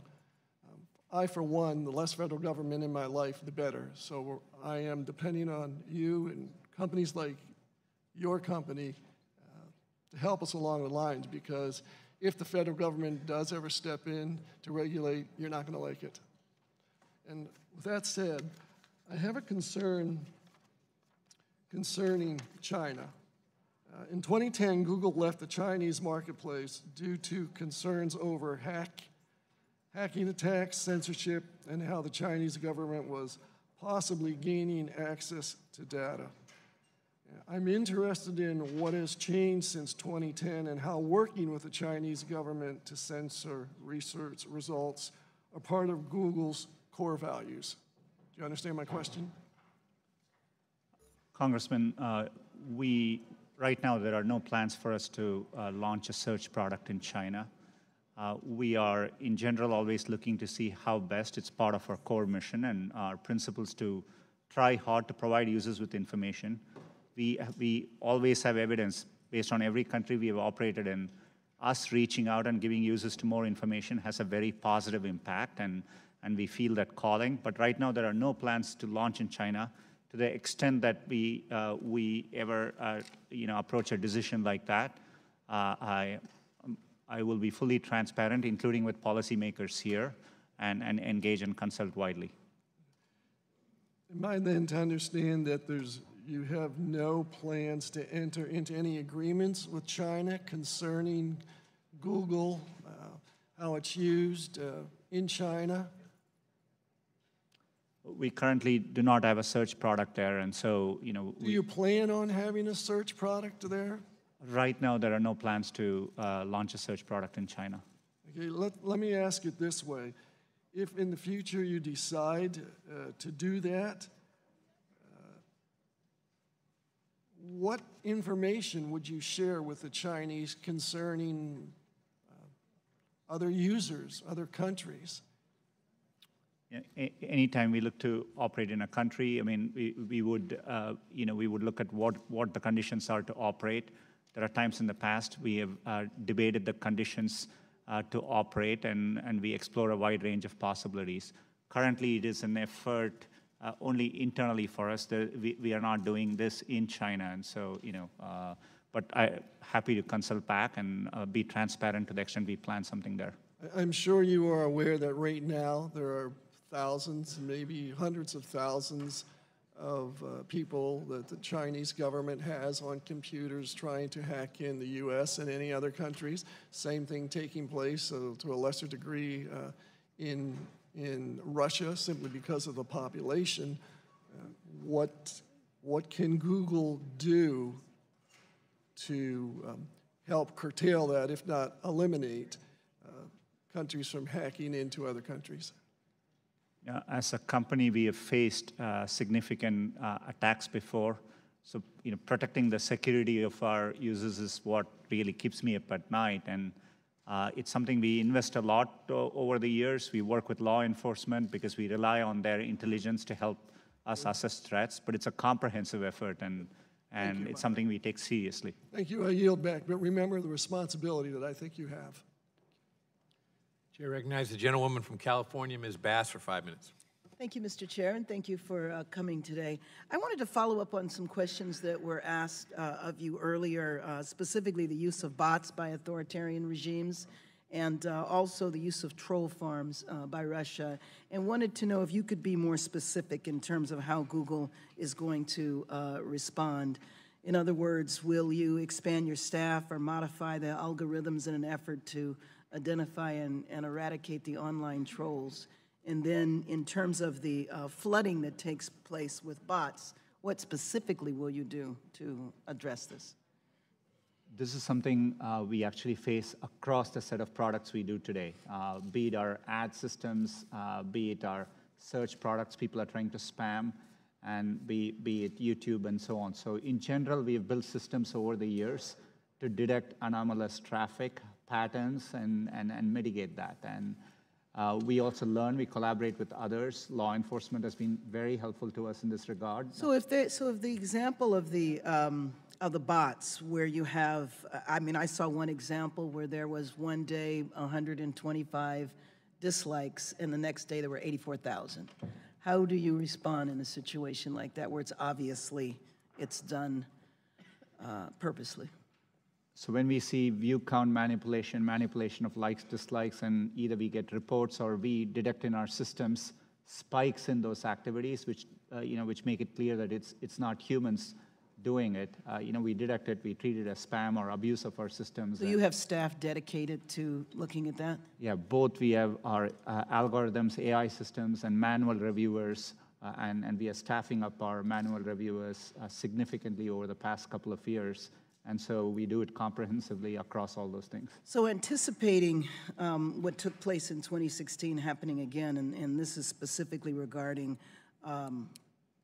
what Russia did to foment racial tensions in the United States, and wanting to know how you are responding to that, where they called for, fake protest either to get African Americans to turn out to protest something that was fake, or to have white supremacists be ginned up to attack communities of color. So specifically, what is Google doing to respond to that? We mainly saw, with respect to Russia, limited improper activity on our ad platforms. But in general, we are not a social networking company across the products we do. It's an area we haven't done well as a company. So we typically aren't connecting groups of people, and that's not how Google mainly works today. And so we haven't seen that kind of activities on our platforms. But we are vigilant and, and happy to share any findings which come through as we look into it more. So I also wanted to ask you a couple of questions about online creators of color, where mainstream media outlets often fail to cater to communities of color with relatable content or resolve lingering issues of underrepresentation or misrepresentation. Communities of color have sought out digital mediums to tell their stories, and in some cases, this has been very successful, and it's led to larger networks recognizing the talent. And in other cases, it's given a platform to voices that would otherwise be silenced. So I wanted to know what policies Google might be developing to put in place to ensure that the voice of online creators can expand. YouTube has a lot of community outreach programs. We partner with other organizations who do important work in this area. But today, when we look at YouTube, we do see a platform with a very diverse set of perspectives and opinions. It's partly the strength of the platform and the reach it provides to voices. And could I get the information about your outreach, specifically who you do outreach to? That would be very helpful. We'd be very happy to do that. And I yield back my time to Representative Deutsch. Thanks. I thank my friend from California. Mr. Pichai, I just wanted to finish up. Again, appreciate you being here. And I wanted to follow up on something that the chairman started our hearing with, and that was a question about information collected by Google. I think the report that he referred to talked about information collected specifically on Android phones, even if those phones aren't on Wi-Fi or the cell service isn't on. Is that something that happens? Congressman, it's not clear to me how something when there's no connectivity would happen, but we haven't. I'm sorry. So I'm aware of those concerns. We haven't been able to substantiate those specific findings. You're looking into those findings, though? There's an area where we are, our goal is to, we're trying to help users with the information they want. Today, there are many cases, users give us feedback. Part of what we're trying to do is they want us to be location aware when they get their... I understand, but you're not aware of data being collected while the phone is not connected to either cell service or Wi-Fi.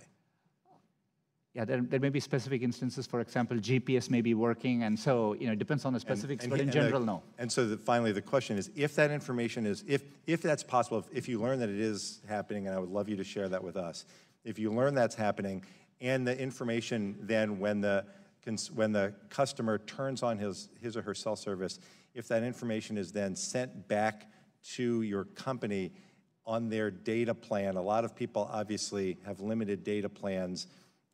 When you look at this, if you could also look at whether, when the information is sent back to the extent it's happening, that it might cause some people to go over their limits, thereby costing them more on their monthly bill, that would be helpful information as well. That's good feedback. We will. Okay. Thank you, Mr. Pichai. Thank you, Mr. Chairman. Chair recognizes the gentleman from Georgia, Mr. Collins, for 5 minutes. Thank you, Mr. Chairman, and thank you, Mr. Pichai, for being here. Look, there is an understanding, I think it's come across from everyone here, and it's a saying that I've sort of lived by most of my adult life, and I think most people get. Perception is reality.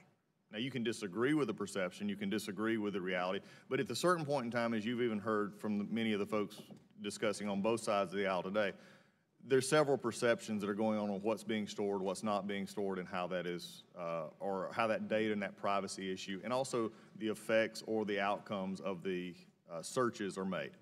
Now, one of the other issues, not just Google itself, but also YouTube, there's another issue that I will not touch today, but probably will do some questions on, is the issue of content and the issue of how that is stolen in many cases and how that could be worked on. Those are issues we'll deal with in another setting. We've talked about this.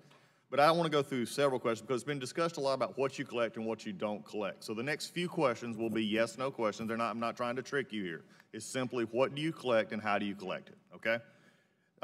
In dealing with Google, do you or do you not collect identifiers like name, age, and address? Yes or no? If you're creating an account, yes, and using an account, yes. Yes. Specific search histories when person types something into a search bar. If you have search history turned on, yes. Device identifiers like IP address or IMEI. Depending on the situation, we could be collecting it, yes. GPS signals, Wi-Fi signals, Bluetooth beacons. Would depend on the specifics, but there may be situations, yes. The GPS, yes. Yes, if you have And location. voice and conversations when using Google Voice products. We give an option to turn on or off. And But if a person didn't know it, voice and conversations when using Google Voice products. Yes. We only record when they initiated with OK Google and then say the terms after. Contents of emails and Google documents. We store the data, but we don't read or look at your Gmail. But you have access to them. As a company, we have access to them, yes. So you could.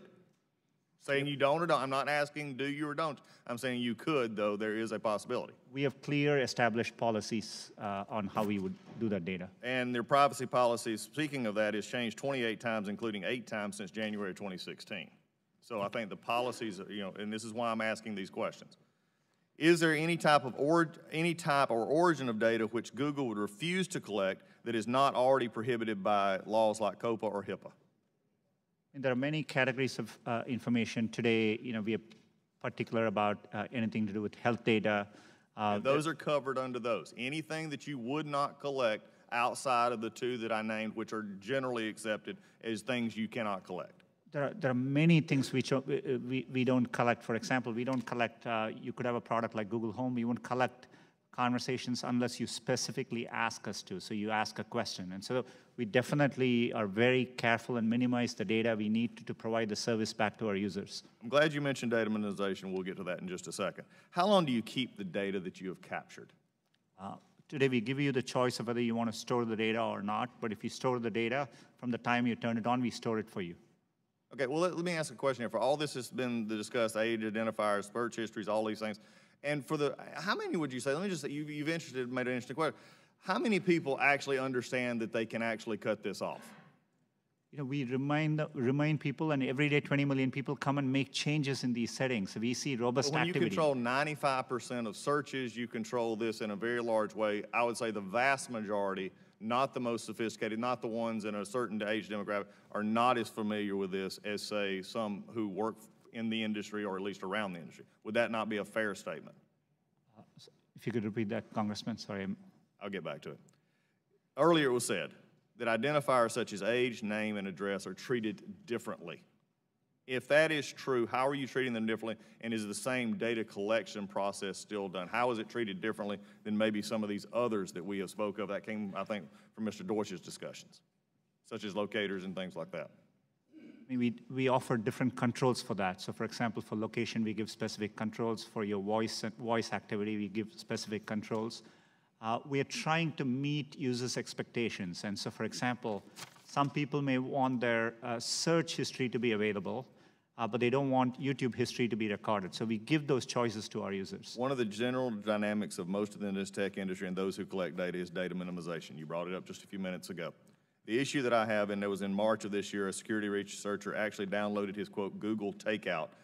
This is probably there. It was 5.5 gigabyte. This is not just a few names and addresses and where you went.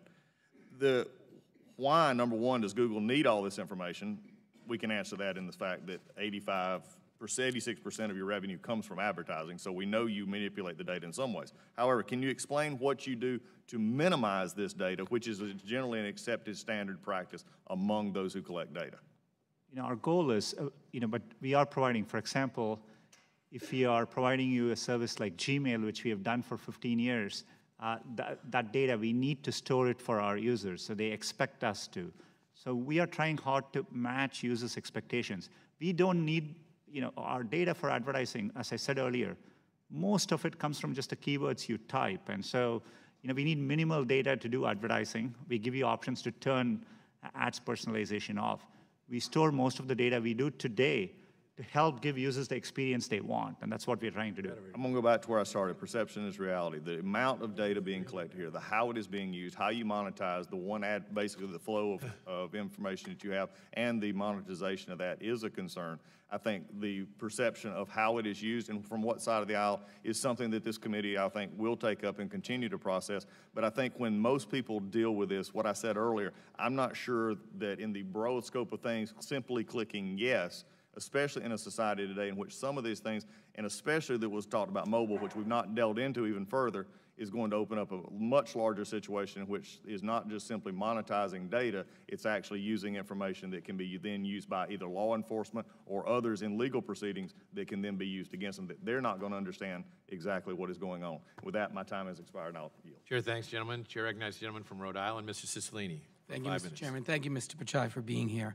In 2006, Internet pioneer Vint Cerf testified on behalf of Google that the open Internet was designed so that no central gatekeeper could exert its control to discriminate against rivals, consumers, or other businesses. Since then, it's become increasingly clear that this virtuous cycle of innovation is fundamentally threatened by the dominance of a few powerful companies. Tim Berners-Lee, the inventor of the World Wide Web, made this point clear in an open letter earlier this year where he warned that the open Internet has been compressed under the weight of a few dominant platforms that have the ability to harm competition and control which ideas and opinions are seen and shared online.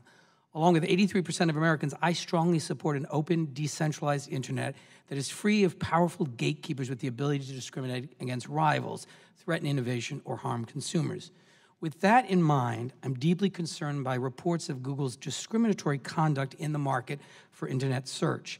According to findings by the European Commission, Google has harmed the competitive process by favoring its own products and services over rivals, or by deprioritizing or delisting competitors' content. And so my first question, Mr. Pichai, is as a proponent of Internet openness, will Google commit to ending the discrimination against rivals and other businesses through Google's products? Congressman, with respect, I disagree with that characterization. We provide users with the best experience they are looking for, the most relevant information, and that's our true north, and that's how we approach our products. But does that include the use of discriminatory practices? Is that part of your business model? Definitely not. And in the European Commission, we are appealing that decision. When they looked at shopping as a category, they excluded Amazon as a potential entrant in the space. So the specifics matter here. We are interested in providing users with the best information they are looking for, be it from another company and be it from a competitor. That's what we are interested in doing. Well, I strongly believe in structural antitrust enforcement. I also plan to work with the Federal Trade Commission to develop legislation to address this type of discriminatory conduct online. Will Google commit to working together with Congress on legislative proposals designed to ensure that online firms with significant market power are not able to harm the competitive process through discriminatory conduct? We're happy to engage constructively on legislation around any of these areas. Thank you. I'd like now to turn to the question of China. Mr. Pichai, the operating environment in China has deteriorated with respect to surveillance, censorship, and the like since Google first made the decision in 2010 to leave. In September, I sent you a letter along with 15 other colleagues raising serious concerns about reports that Google is planning to re-enter the Chinese market with an app-based search engine that would likely have to comply with strict censorship and surveillance requirements imposed by the Chinese government. Since then, a widespread chorus of opposition to such a move has emerged, including from lawmakers, leading human rights activists, and a group of Google's own employees. The environment has deteriorated. Your launching an app in that environment would seem to be completely inconsistent with Google's recently launched AI principles, which say you will not design or deploy technologies whose, and I quote, purpose contravenes widely accepted principles of international law and human rights. It's hard for me to imagine you could operate in the Chinese market under the current government framework and maintain a commitment to universal values such as freedom of expression and personal privacy. So I want to ask very specifically, are any employees currently having product meetings on this Chinese project? And if not, when did those end? We have undertaken an internal effort, but right now there are no plans to launch a search service in China, as I said earlier. Are there any current discussions with any member of the Chinese government on launching this app? Currently, we are not in discussions around launching a search product in China. Are there any current discussions with members of the Chinese government about this? This effort currently is an internal effort, and I'm happy to consult as well as be transparent to the extent we take steps towards launching a product in China. And who at Google is leading the Dragonfly effort? It's our efforts around building search. It's undertaken by our search teams, but these are distributed efforts. It's a limited effort internally currently. Will you, Mr. Pichai, rule out launching a tool for surveillance and censorship in China while you are CEO of Google? Congressman, I commit to engaging. One of the things which is important to us as a company, we have a stated mission of providing users with information. And so we think it's in our duty to explore possibilities to give users access to information. And, I have that commitment, but, as I said earlier on this, we'll be very thoughtful and we will engage widely as we make progress. Well, I appreciate that. And let me be clear, this goes beyond Google and frankly beyond China. At a moment of rising authoritarianism around the world, when more leaders are using surveillance, censorship, and repression against their own people, we're in a moment that we must reassert American moral leadership.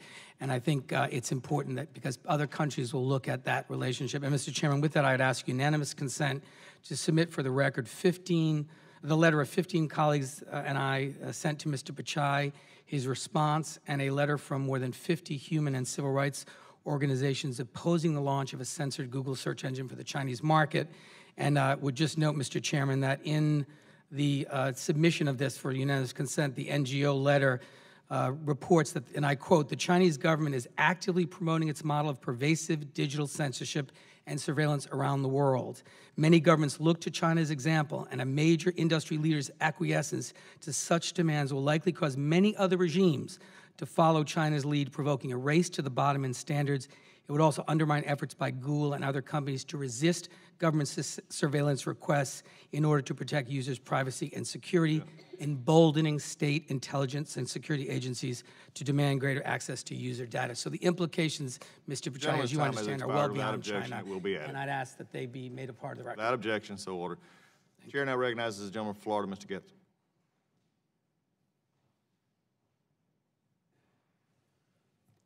Thank you, Mr. Chairman. Have you ever launched an investigation into whether political bias is impacting the consumer experience? Congressman, we do, to the extent there are concerns, we look into them, and it's... Have you expressly launched an investigation into political bias of your employees? On our employees, you said? Yes. To the extent, we always take any allegations around code of conduct across every issue seriously, and we look into them.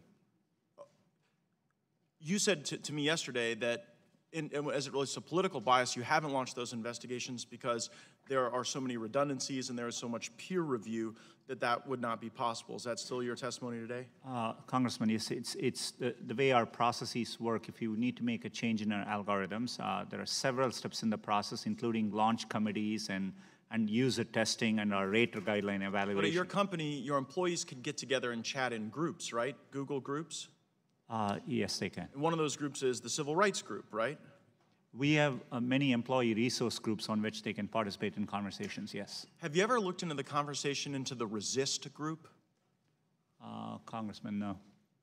Is that a surprise to you that there's a resist group? I'm not aware whether such a group exists or not. If there was a resist group, would that be the type of thing that you would want to look into? We have clear policies around how our products are built. And no, but if there's a resist, you know that the resist movement is a movement built to resist the agenda of President Trump. If there's a resist group within your company where groups of employees, not one, are getting together within that group to engage in discourse on company time with company infrastructure, does that strike you as the type of thing you would want to investigate?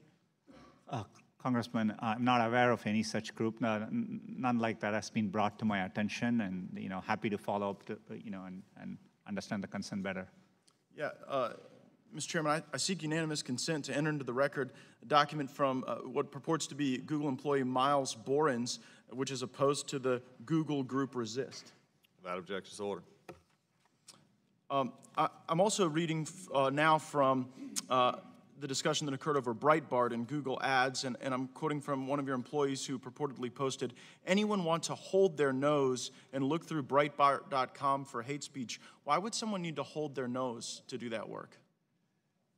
Congressman, today we have 90,000 employees, and they communicate in forums. As a company, we have allowed freedom of expression, and we don't stand or condone comments expressed in these things. We are very clear about our policies as to how we build our products, and we serve our publishers that way.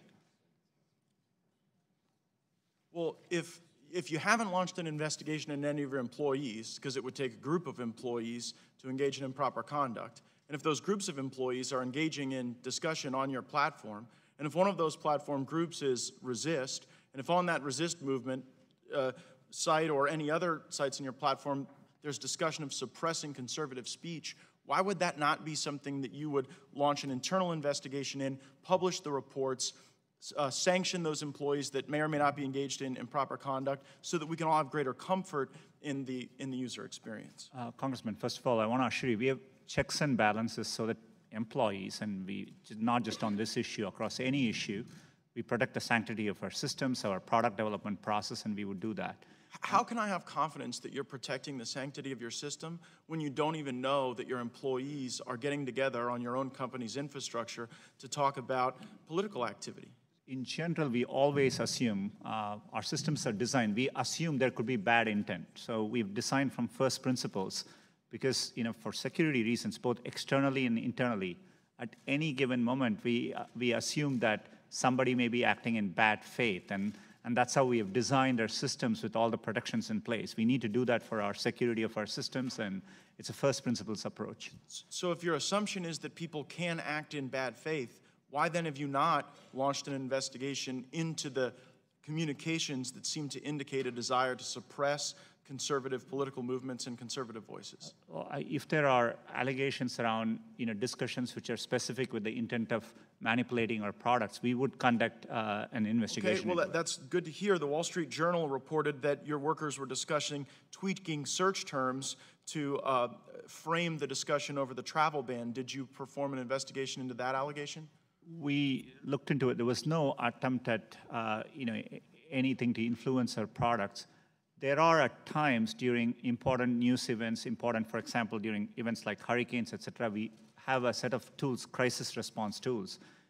During the travel ban, even the Department of Homeland Security was looking to put out information because there was some confusion around the event. So there was some discussion around things like that too. And so well, I would strongly suggest that one of the crisis response tools that you use is in an investigation into the discourse of your employees on resisting the Trump presidency, resisting the Trump agenda, and then smothering some of the conservative outlets that seek to amplify that content. I yield back, Mr. Chairman. Gentleman yields back. The chair now recognizes the gentleman from California, Ms. Swalwell. Thank you, Mr. Chairman. Welcome, Mr. Pichai. I represent a congressional district in the San Francisco Bay Area where a number of my constituents work at Google, and was hoping we could dive into some concerns that I hear from them, but also that I hear from constituents who just have concerns about privacy. Does the United States need a national privacy law? Congressman, I'm of the view, given how important privacy is, that we are better off with a, more of a single overarching. Excuse me, would you mind moving the microphone in front of your mouth so we can hear you better? Thank you. Thank you.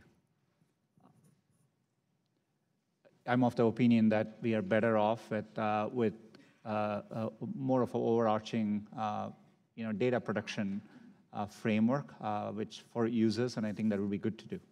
And in Europe, just last year, they implemented the General Data Protection Regulation, known as GDPR, and the goals were for consumers to know, to understand, and consent. And would you agree that if there was a framework in the United States to have a national privacy law, that would be the critical framework to have: know, understand, and consent? We have had quite a bit of experience now working with GDPR, and we have done it for many, many months. And I think there are, I think it's a well thought out, crafted piece of legislation. I do think there's some value for companies to have consistent global regulations. I think it's also important for users as they navigate services globally. And so I do see value in aligning where we can. Mr. Pichai, as part of Russia's attack on our democracy in 2016, it used ads on your platform, on Facebook's platform, on Twitter's platform, and money was provided in rubles and from Russia addresses. What has Google done to make sure this doesn't happen again? And just last week, Secretary Mattis confirmed that Russia continued its attack on our democracy in the most recent midterm elections. Congressman, as I said earlier, it's an area where we invest a lot. I mean, we did see limited improper activity, and obviously we learned from that. We've been very transparent with our findings. Leading up over the past couple of years, anytime we have found other activity, which is material, we disclose it, and we are constantly evolving the practices we do. But I do say our efforts have been pretty successful so far. Google as a whole through both our election cycles. But it's an area where it's never enough, and so you're constantly vigilant and doing more. And Mr. Pichai, I don't think anyone disagrees that seeing an answer on a results page for certain queries can be useful. For example, if I type in, what is 25 times 15, and Google spits out 375, that's useful. But today, if my wife was to search for a pediatrician in Dublin, California, instead of being matched with the most relevant information from across the web, according to Google's algorithms, my wife or any mom would see a map that is powered by Google's ecosystem of local reviews. And in response to claims that Google has put its own results ahead of its competitors, when its PageRank algorithm believes the competitors should be ranked higher, Google has told certain international enforcers that local search results come from a specialized index, which is distinct from its organic web index. And I was hoping today you could clarify for me, is it technically possible for Google to compare local business content it collects against that of content collected by third-party services using a PageRank-like quality score? We employ a wide variety of signals. We are interested in providing users. We respond to user feedback. So as a user, you could be on a mobile phone with very limited connectivity. You could be a busy parent on your way, and you're checking for some information, maybe trying to find a doctor because your kid is sick. And so we are looking to see how we can get that information to you as quickly as possible. That's the use case which drives our product development. And if that information is best available from another company, we make it available. There are times we are able to provide that information because we have better information. And so we are constantly looking, and we do that to the best of our ability. Thank you. I yield back. Gentleman yields back. At this time, the chair recognizes the gentleman from Louisiana, Mr. Johnson. Thank you, Mr. Chairman. Mr. Pichai, we want to thank you for appearing today and for taking the time to answer and meet with us individually, answer our questions. I think you and I both agree it's important for your company and for the people for us to have this public hearing and to get all this information on the record, so to speak. So as we discussed in my office yesterday, my conservative colleagues and I are fierce advocates of limited government. And we're also committed guardians of free speech and the free marketplace of ideas. We do not want to impose burdensome government regulations on your industry. However, we do believe we have an affirmative duty to ensure that the engine that processes as much, as we've said today, 90% of all internet searches is never used to unfairly censor conservative viewpoints or suppress political views. Your challenge today, and in the days ahead, is to convince the members of this body that Google and your industry peers will implement your own sufficient safeguards and solutions to this problem so that the government doesn't have to intervene. Here's a question. In previous hearings and discussions, Google has described the Trusted Flagger program as a source for recommending content be removed from your platform. Recently, Google released a transparency report on content removal, which revealed that out of the 7.7 million automated flagging removals from your platform, YouTube, around 70% of that content was removed before it had received any views from the public. Here's the question. How does Google ensure that content removed in the automated process is not merely because of philosophical or political differences? Congressman, it's an important question. As you said, YouTube is committed to being a platform for freedom of expression, and we go to great lengths to do that. We only handle videos in the areas of clearly defined policies we have.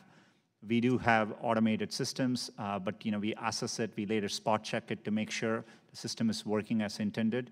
We respond to feedback. As content creators, you can appeal if you think something was removed erroneously.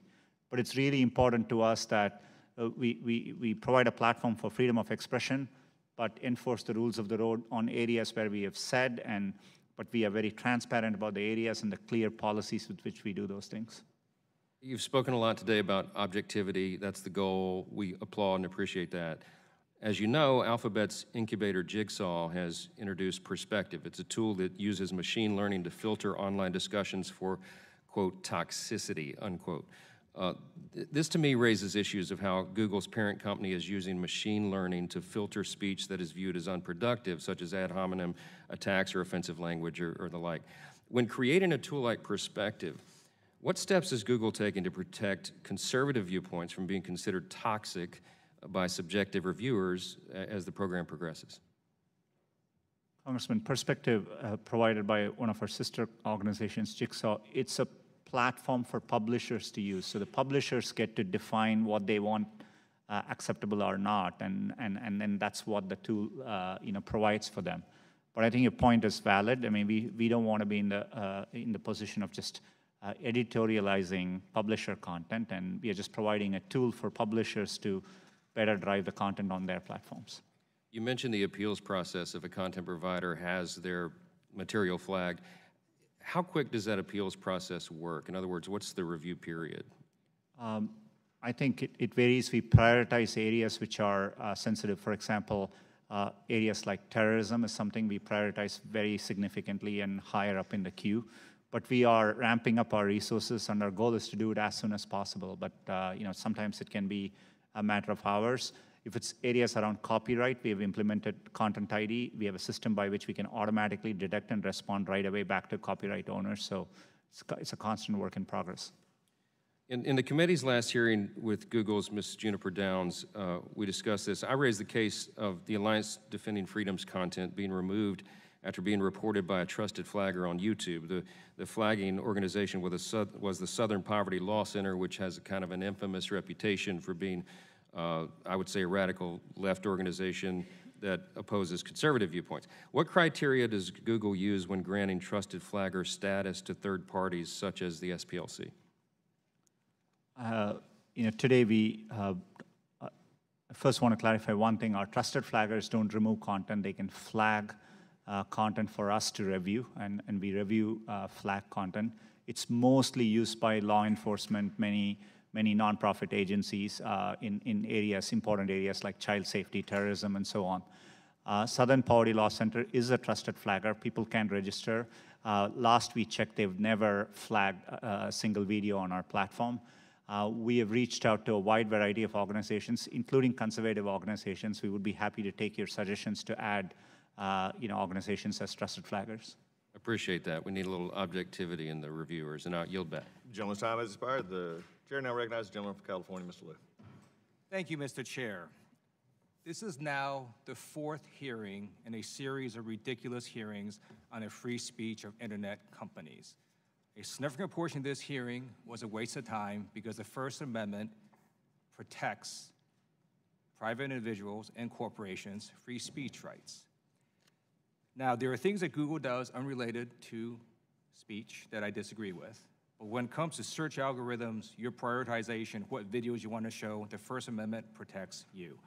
So I'm going to ask you a series of questions. Some of them are fairly basic, and I apologize, but I feel like I have to educate some of my colleagues on how the U.S. Constitution works, and feel free to answer yes or no. So my first question is, we here on the Judiciary Committee are the government, and Google is a corporation, correct? Yes or no? Yes. All right. The First Amendment limits what government can do in regulating the content of speech.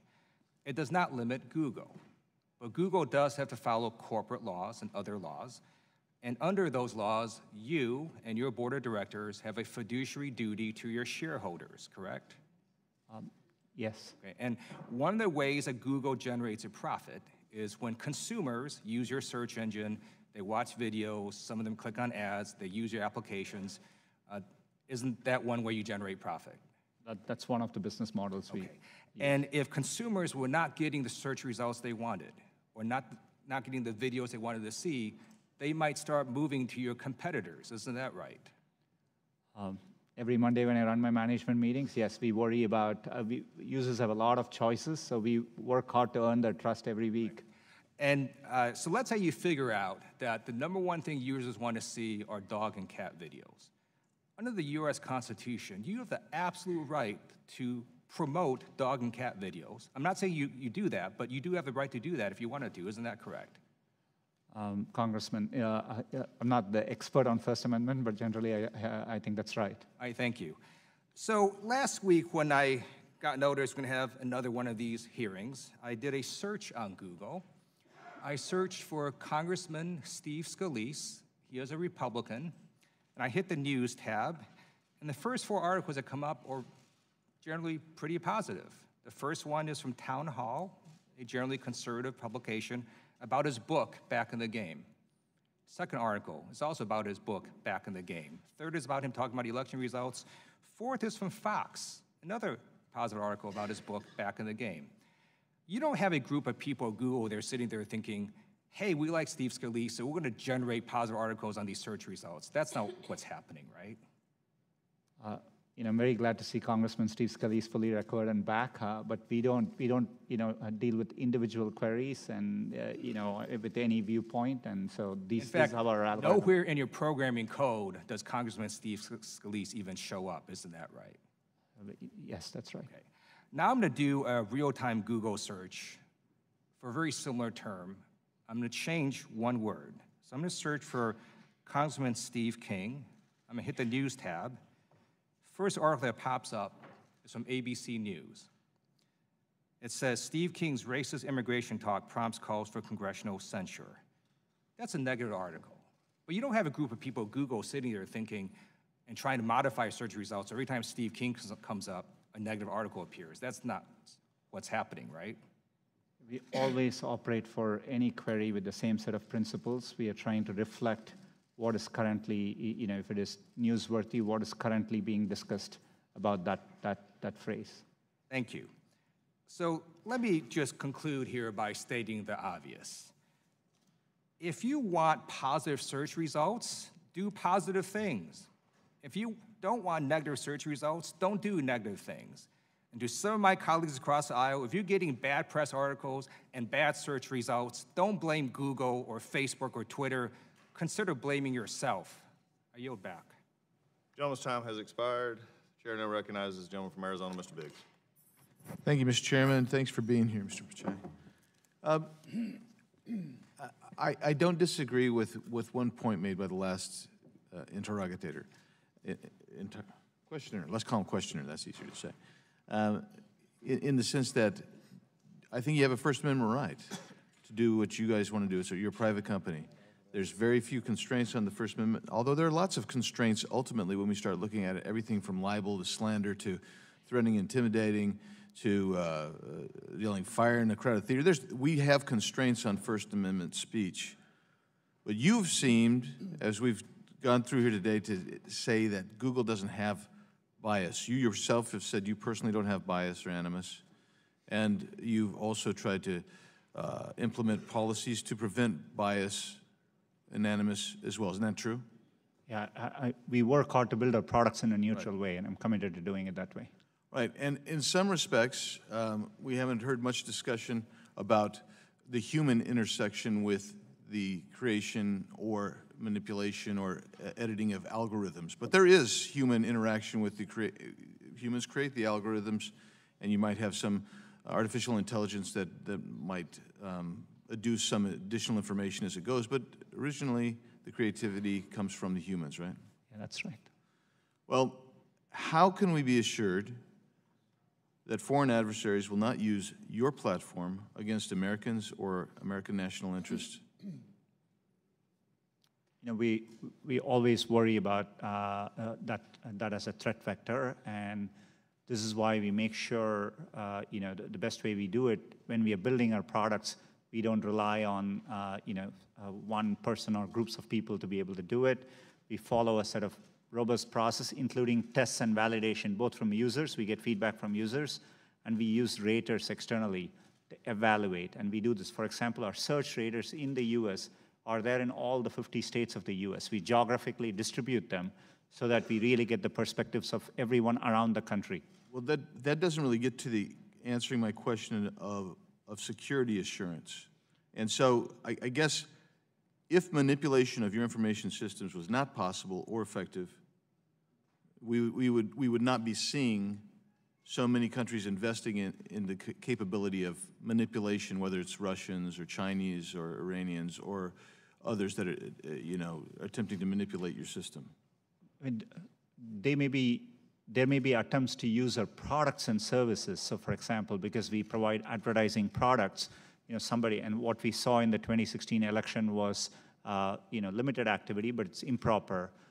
2 accounts related to Russia, advertised using our platforms. That totaled $4,700, I think you said. Yeah, so that's an example of, the kind of threat we see, and, it's something we are working hard to mitigate and avoid.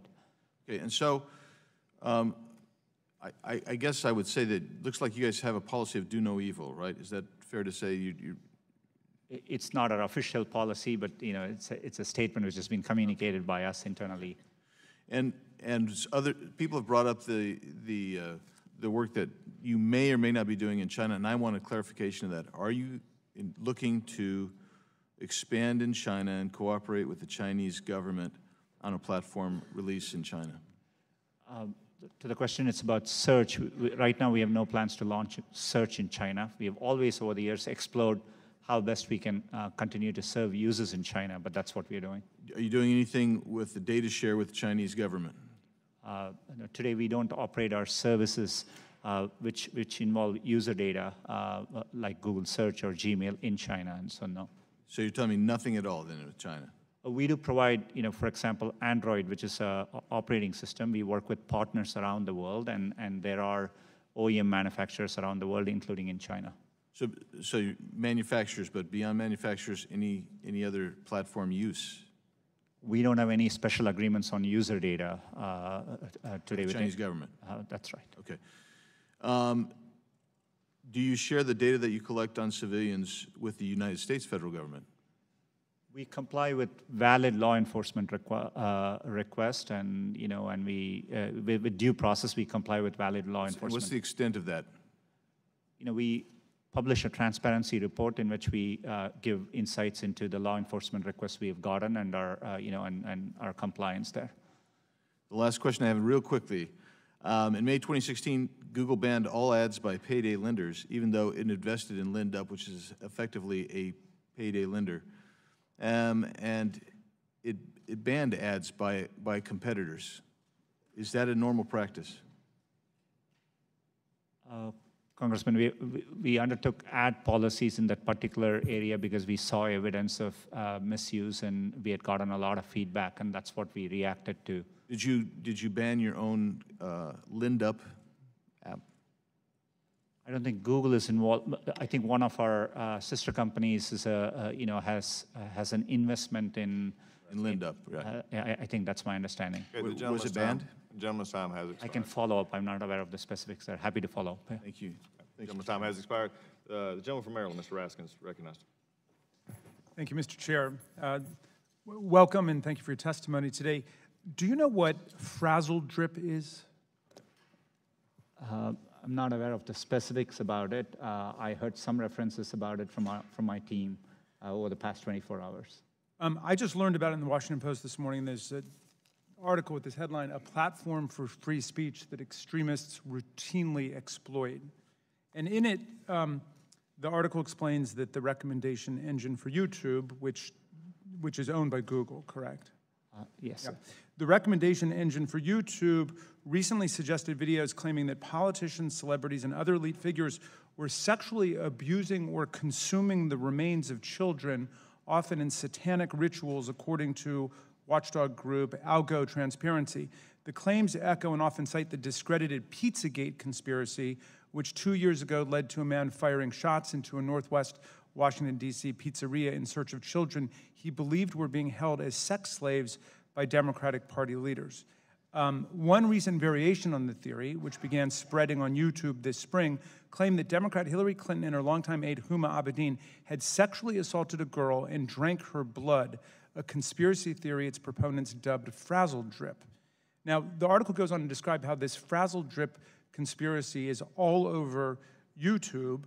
And some of the Frazzle Drip clips purport to show grainy images of Clinton and Abedin committing crimes and speak of invoking the death penalty. One video, which has been viewed 77,000 times and remains online today, has a voiceover that says, "Will these children become the dessert at the conclusion of the meal?"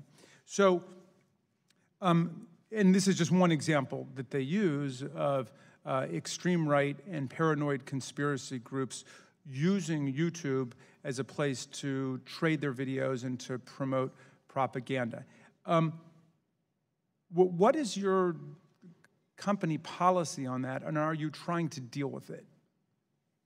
You know, we are constantly undertaking effort to deal with misinformation, but you know, we have clearly stated policies, and we have made lots of progress in many of the areas where, you know, over the past year. So, for example, in areas like terrorism, child safety, and so on, we are looking to do more.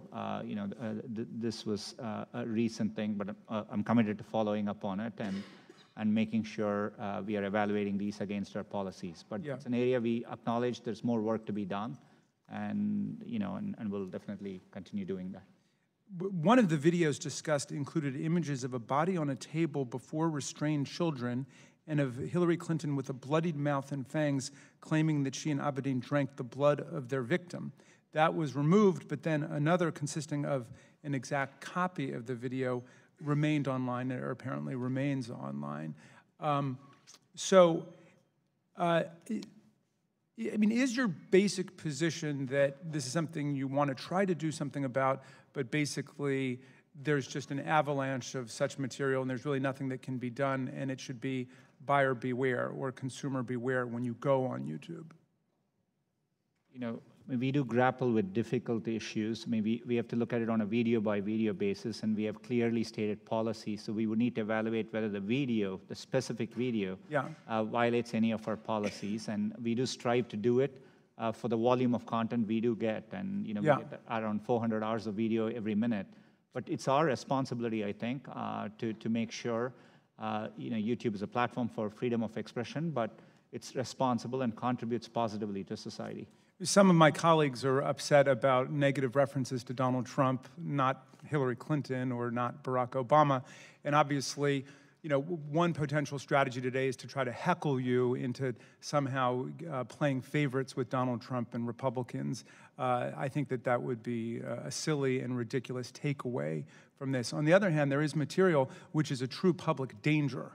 You know, you've got a right to have whatever politics you have. I mean, we could subpoena Fox News and bring them in here and beat them up about how 90% of the references on Fox News to Barack Obama or Hillary Clinton are negative, but they've got that right under the First Amendment. You've got a right under the First Amendment to have whatever political views you've got. But I think the point at which it becomes a matter of serious public interest is when your communications vehicle is being used to promote propaganda that leads to violent events, like the guy showing up within the Pizzagate conspiracy case. And so I guess my question is, are you taking that threat seriously? I mean, gentleman's time is expiring, but you can answer the question. Thank you. We have very clear policies against hate speech, things which could incite harm or hatred or violence. And you know, that's an area where we are clearly taking a lot of action. But I want to acknowledge there is more work to be done. And you know, with our growth comes more responsibility, and we are committed to doing better as we invest more in this area. Thank you, Mr. Chair. Thank you. The chair now recognizes the gentlelady from Georgia, Ms. Handel. Thank you, Mr. Chairman. Thank you very much for being here, Mr. Pichai.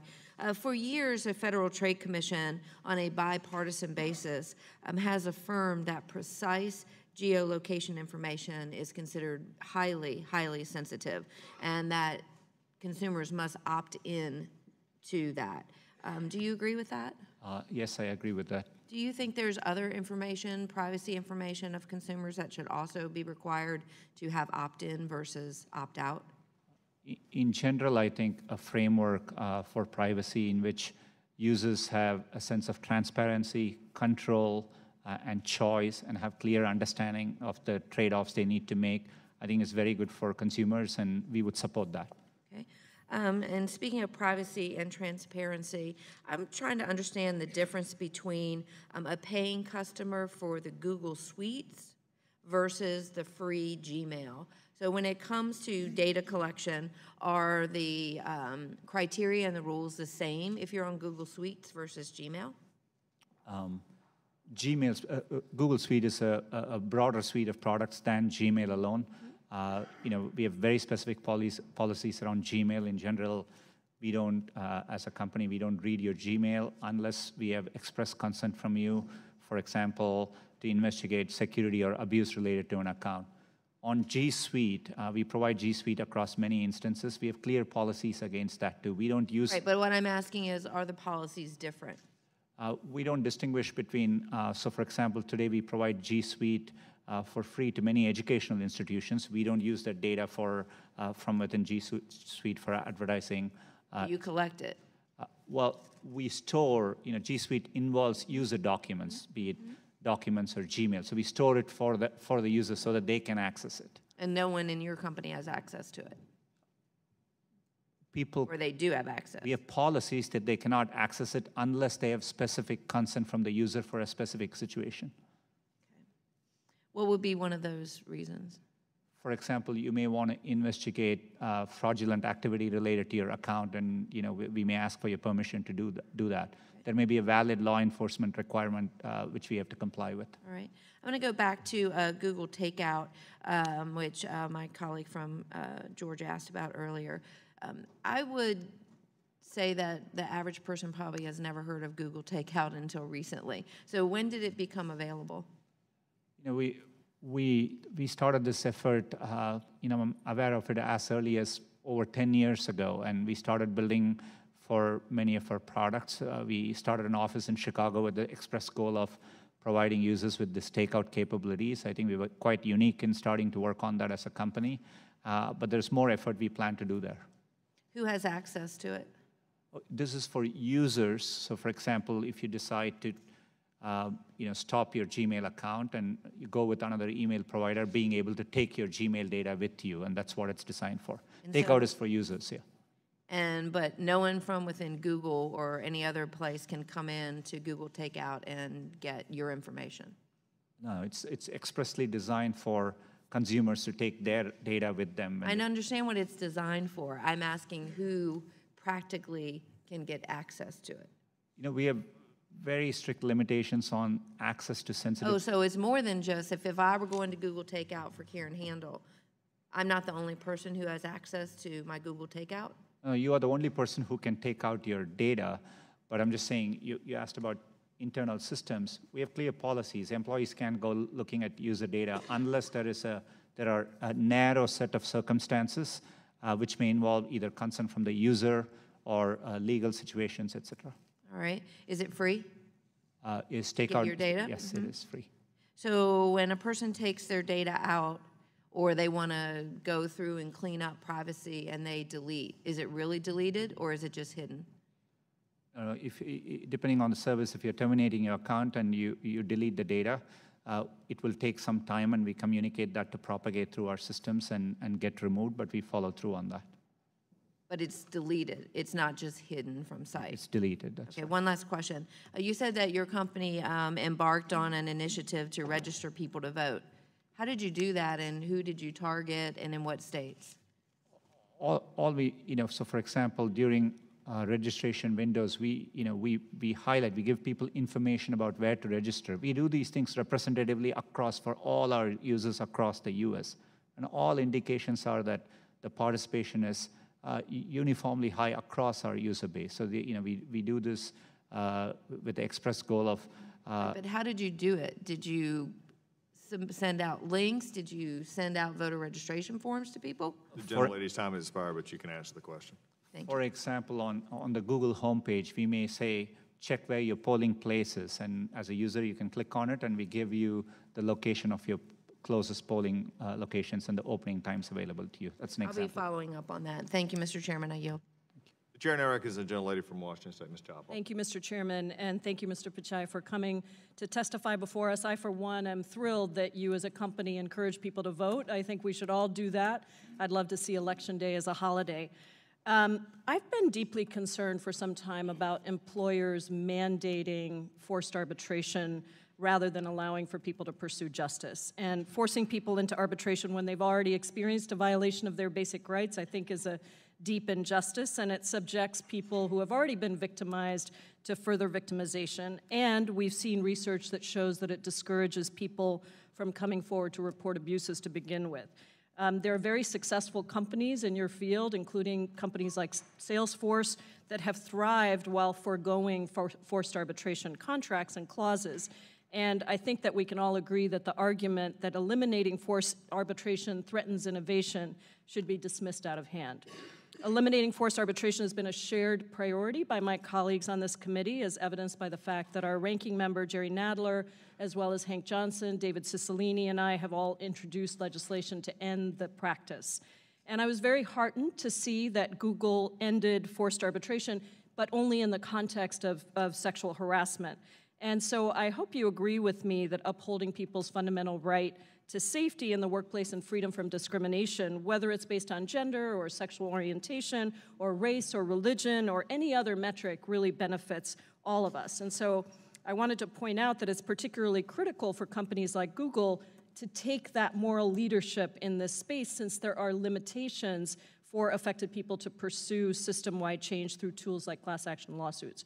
And I recognize that this is not exclusive to Google and that it extends to many, many other employers. But since you're here before the committee today, which has jurisdiction over this issue, I want to ask you if you will voluntarily commit to expanding the policy of ending forced arbitration for any violation of a person's rights, not just around sexual harassment, but really for all of your employers and your contractors. Congresswoman, thanks for the question. It's an important area. One thing, if I could clarify, today our arbitration agreements don't require any confidentiality provisions. That's how we have done it. But as you mentioned, for sexual harassment, we agreed that it should be up to the employees, and we gave them a choice. We are definitely looking into this further. It's an area where I've gotten feedback personally from our employees, so we are definitely reviewing what we could do, and I'm looking forward to consulting and happy to think about more changes here. Well, we'd love to work with you on that. I think that this really, for people who are listening to this hearing that may not understand this, basically when you sign a contract, as we saw with sexual harassment, some employees don't even know what they're signing away, but they're signing away their ability to actually pursue claims in the justice system by going to forced arbitration. And so I think that this is very, very important. I think your point about confidentiality is important, but that's not the issue here. That is about transparency, but it's not about the basic right of somebody to seek access to due process and to justice in the courts. So what stage are you at in advancing the issue of ending forced arbitration, both on the sexual harassment side, but also in terms of the process for looking at it more broadly? How do we have a timeline? How do we engage with you to make sure that you endorse our legislation as we move forward in the next Congress? We've already enacted the changes for forced arbitration, for giving arbitration as an option for employees for sexual harassment. We are definitely reviewing what more we could do in this area. I'm definitely happy to have my office follow up as they're thinking about it to get your thoughts on it, and we are definitely committed to looking into this more and making changes. Thank you. The other issue I wanted to just raise in my last minute is moderating hate speech, and this has come up in a number of different ways, and we appreciate the work that you have done, particularly with YouTube. I know we had Alex Jones in the room earlier, but I think promoting conspiracy theories that are patently false and result in real harm is a problem. Do you agree with the UN High Commissioner for Human Rights assessment that social media played a role, for example, in perpetuating genocide against the Rohingya? And what is Google's responsibility to moderate hate speech on your platforms? We feel a tremendous sense of responsibility to moderate hate speech. We've defined hate speech clearly as inciting violence or hatred towards groups of people. It's absolutely something which I think we need to take a very strict line on, and we've stated our policies clearly, and we are working hard to make our enforcement better, and we have gotten a lot better, but it's not enough, and so we are committed to doing more here. Well, we really look forward to working with you on that. And before I yield back, Mr. Chairman, let me just take a point of personal privilege to say I was born in the same state as you in India, and I'm excited to see you leading a company and continuing to show that immigrants to this country contribute great value in spite of some of the rhetoric we hear. Thank you, Mr. Pichai. I yield back. Gentlelady's time has expired. Now, Chair recognizes the gentleman from Pennsylvania, Mr. Rothfuss. Thank you, Mr. Chairman. Mr. Pichai, thank you for being here. I appreciated the reference to Pittsburgh in your opening testimony. Great to have you in a part of our community there. Your company really should be held out as a success story of America's free enterprise system. Google has very powerful products and services. There is a saying that goes with great power comes great responsibility. I think you realize that. I want to talk a little bit about these allegations of bias that have been out there. I've seen the media reports about a few Google engineers lamenting the 2016 election results. Then they discussed potentially manipulating search results that would favor some political viewpoints in the future. On a hypothetical level, those Google engineers believe that they had the power to influence an election. Do you think Google's products and services are powerful enough that they can sway public opinion to tilt an election if the company wanted to? Are your products that powerful? Congressman, today we see users get information from a wide variety of sources, and while Google is a big player in search, search is just one of the ways in which people get information. They get it from social networking sites. Do you think that your products are that powerful? That's not the way I think about it when we are building the products. We constantly worry about the areas where we are not doing well, and we're looking to do better. We definitely see a lot of innovation, not just from within the U.S., but globally around the world. And we do realize we are a large company, and with that comes scrutiny, and we think it's important to engage on that. You've testified about Google and its algorithms working on a nonpartisan way, and that you're confident that Google does not approach work with any political bias. Zoe Lofgren highlighted the vote in Santa Clara County. Does Google do anything to ensure ideological diversity among its employees and decision makers? Congressman, I've communicated clearly to the company that we need to welcome viewpoints from across all sides. As a company, you're right, we are definitely based in Northern California, and clearly, there is a leaning there. But last year was the first year we grew faster outside of California than within California. We also have employees globally. And I do see a wide variety of opinions expressed. When Mr. Johnson asked a question about the Trusted Flagger program, you said, for us to review. Who's the us? Who's doing that review?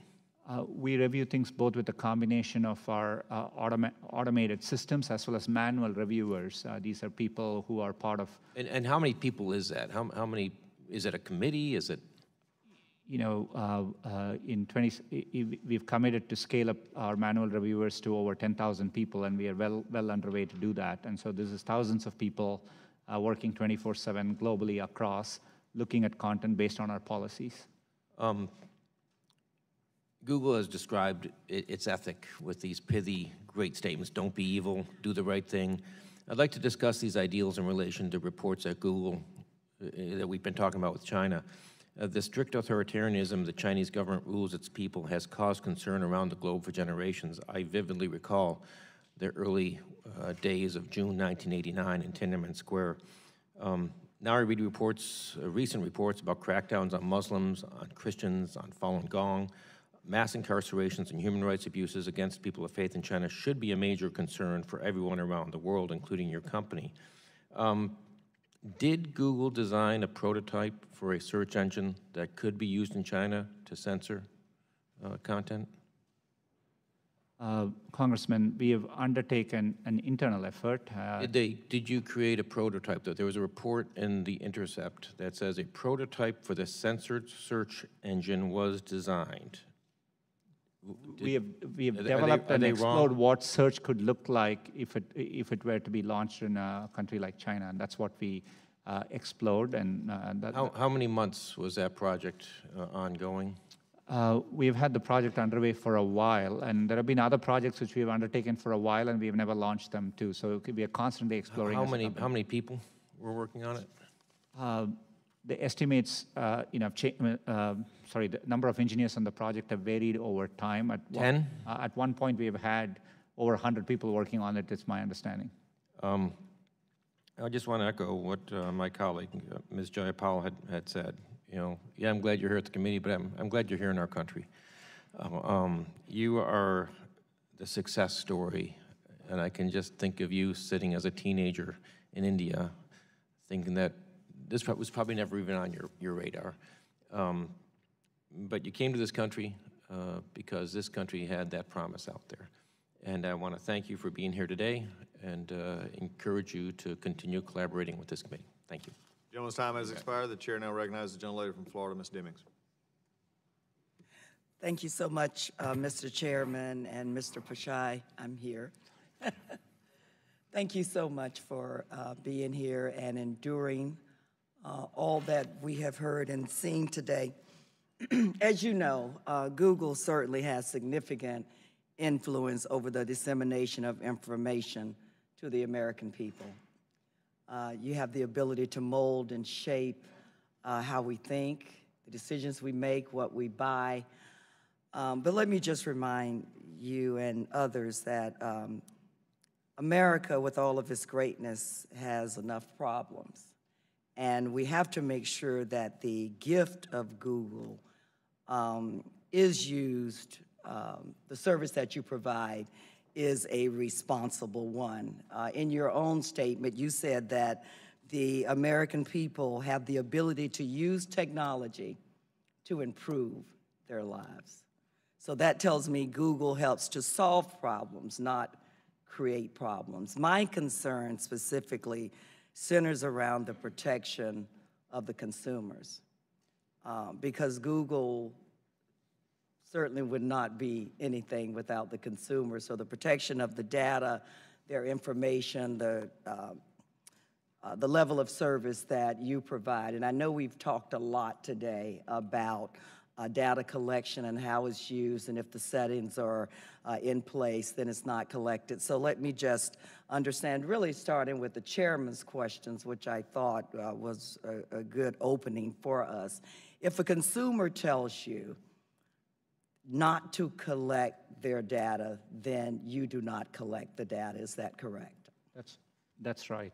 Okay. And how does Google allow advertisers to target ads based on sensitive factors like race, ethnicity, religious affiliation? Currently, we don't have those, the ones you mentioned as factors in our advertising product. Okay, and what is your policy regarding predatory advertisements? You know, we have strict policies against, and you know, we respond to concerns there. We have undertaken significant changes to the extent we find predatory practices on our platform. So it's an area we are committed to doing better. And since we do represent everybody, poor communities as well as affluent communities, how do you make sure that the information that is received in at-risk communities protects the consumer, if you will? How are they treated the same in terms of affluent versus poor communities? How do you make sure that they are? We do engage with community organizations. We do, you know, our teams do wide outreach, and to the extent there are specific concerns, which, you know, there is an abuse of our product or platform which affects, you know, communities disparately, we do follow up and engage and take action. And how do you do that again, please? So, for example, you know, if there's a specific category of a product where, you know, we get clear feedback, the way we have implemented the product has a disparate effect on some minority communities, we do engage and we understand and, you know, make changes in our products or policies. So you get feedback. So do you initiate or do any checking, or does that information have to come back to you, or are you proactive in terms of looking for those type of vulnerabilities? We do both, and you know, but I do think there's more we can do in being proactive, and it's something I'm happy to follow up and understand better. But you know, it's an area we are committed to doing well. You talked quite a bit about working more with law enforcement. I believe you've said that maybe 4 or 5 times. I'd like to hear more about some of the things that you do with law enforcement to protect the consumers as well, and protect our electoral process and other things that we should care about. We do this across a wide variety of areas. So for example, when there were concerns expressed about election interference, it's an area where we look to law enforcement for guidance. Areas like child safety is an area where we actively collaborate with law enforcement agencies. So fraud, malware, and depending on the area, we engage and we support them through efforts they are trying to do. The opioid crisis is a good example of an area where we are doing a lot of work with law enforcement. What do you think is the main area where Google could improve to better help the consumer? I always better think, protect the consumer. I always think, privacy is an area where we think is sacrosanct, and we have done a lot for users over the years, but it's an area where expectations are constantly evolving, and we are, as a company, needing to evolve and adapt to it. And so it's an area we are committed to doing better, but it's an area I want to acknowledge that there's more to do, and that it's never done, and something we are committed to doing better. Again, thank you, and Mr. Chairman, I yield back. Gentlelady yields back. The chair now recognizes the gentleman from Texas, Mr. Gomert, for 5 minutes. Mr. Pichai, appreciate your being here. And I think most all of us agree on both sides. We applaud great work. For example, Steven Spielberg, despite politics, he's provided my family a lot of enjoyment and entertainment. You and your colleagues at Google have created an extraordinary vehicle for searching out things. It's fantastic. And as Mr. Liu, a friend across the aisle, was pointing out, you've got government that's not supposed to interfere in people's civil rights, and then you've got a company, a corporation like Google.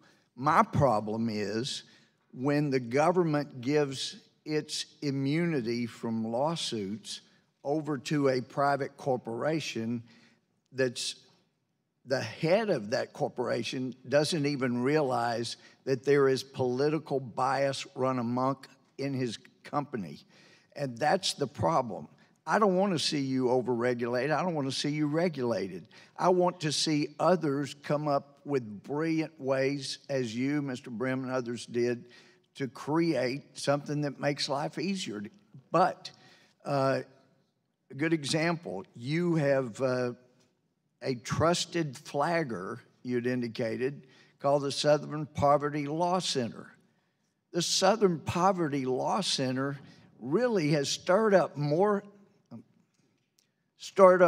hate than about any other group I know. They stirred up one guy to the point that he went to the Family Research Council, and I know those people, and they're Christians. And they believe, and I believe, that Christianity is really more based on love than about any other religion in history.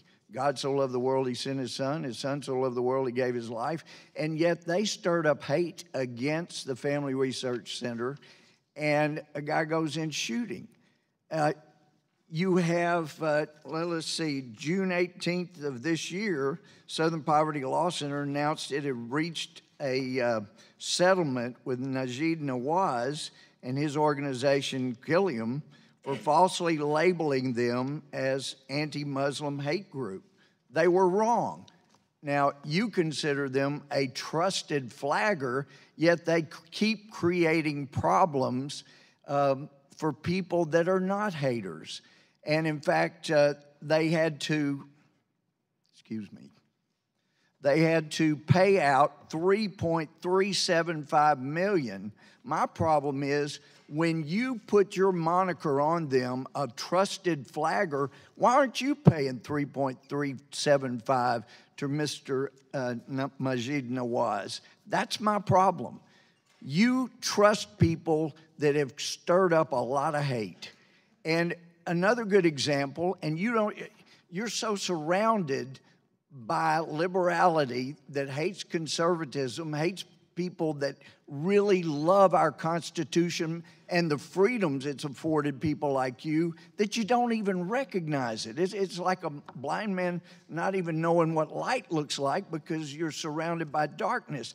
But if you look, let's see, a good example, after President Trump won, your co-founder, Mr. Brin, said, quote, "Most people here are pretty upset and pretty sad." Now, a lot of us have seen the video. We saw how upset the top people at Google were. And for you to come in here and say there is no political bias in Google tells us you either are being dishonest, I don't want to think that, or you don't have a clue how politically biased Google is. Now, another example is Wikipedia. We do a search, and what comes up as right there is the knowledge panel on the right, and we hopefully will have a screenshot of that.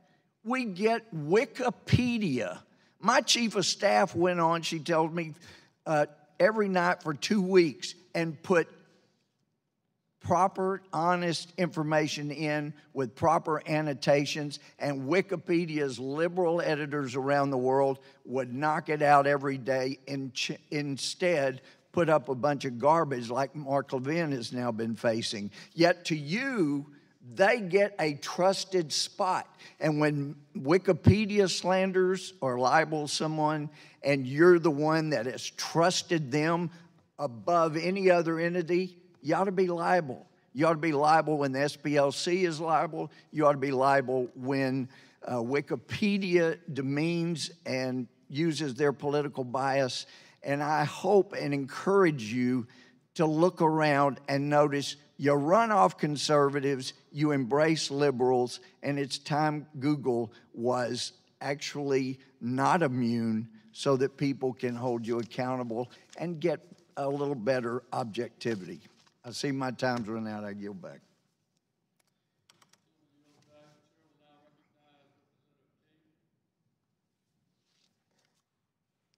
Thank you, Mr. Chairman. I appreciate your testimony here today, and a number of these questions flow to me, even though I may be repeating some of this, but I'm still not clear on how many staff and who it is that establishes the parameters by which the algorithms are written. Can you tell me about how many staff that is and how that works? Congressman, today it's our search team, which works on the core of our search teams, and it's well over 1,000 people. I'm happy to elaborate more, but it's thousands of people. That's close enough conceptually. And when you hire them, are there people coming in from the outside? Or are they brought up from internally? What's the typical path to this roughly 1,000-person search team? It's a combination of both, but senior-most engineers on our search team typically tend to have been in the company for a very long time. Mm-hmm. And so most of the time you will know them from having worked with them. Do you go into their social media to try to determine what they might be doing on social media? Normally we don't. As a company, we have allowed people to express themselves, but we make it clear that how we build our products is done with great care and thought, focused on giving users the information they are looking for. But this team of roughly 1,000, they're the people that write the parameters by which those who write the algorithms write the algorithms. That's roughly correct, yeah. Uh-huh. And so there isn't really any look at what their private lives are, even though their public social media is not examined by the company. And does anyone outside of Google know who these 1,000 people are? We don't examine their personal activities, and there are some senior people do participate in conferences and meetings outside, and they're known to the outside community. And we're watching people whose social media has knocked them out of some pretty high positions in life. Almost every week there's one or more whose social media, this week, a couple of them that I can think of just in the last 24 or 48 hours. But I'm going to make this point, and I believe I've made it with a number of the internet companies that have been sitting here at this table in the past. What we're at with situation here is that there's a very strong conviction on this side of the aisle that the algorithms are written with a bias against conservatives. The people on the other side don't agree with that because, of course, it benefits them. But what we don't know are who are these 1,000 people, and we don't know what their social media looks like. But we do know that the people that come from that county are about 80% supporters of Hillary Clinton, if I listened to the gentlelady from California correctly. And so that would be a built-in bias if I know people from California and know their politics from California, and I think I do.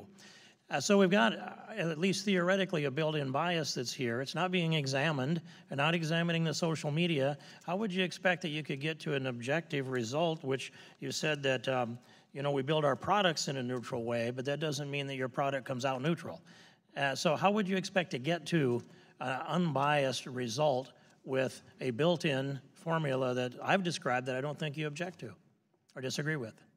Congressman, it's an important question, but the way we rank our results is essentially based on user feedback, and that's what drives the iterative loop in our, you know, in what we put in. So I do understand how it's prioritized that way, and I watch what's going on. But I made this point that if we don't know who the 1,000 are, and we can't look at their social media, and we can't see the algorithms to understand the results of the work they're doing behind closed doors, and yet the public believes that it's an open forum where there's a balanced exchange of open access for information, and of course, it's not.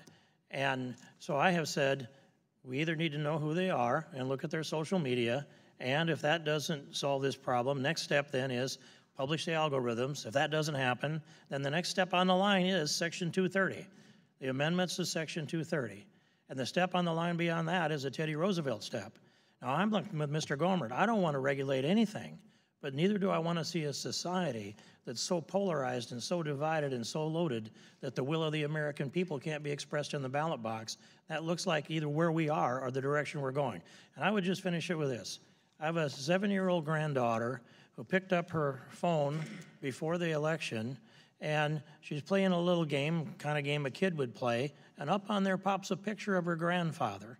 And I'm not going to say into the record what kind of language was used around that picture of her grandfather, but I'd ask you, how does that show up on a 7-year-old's iPhone who's playing a kid's game? Congressman, iPhone is made by a different company, and so, you know, I mean, it might have been an Android. It's just, it was a hand-me-down of some kind.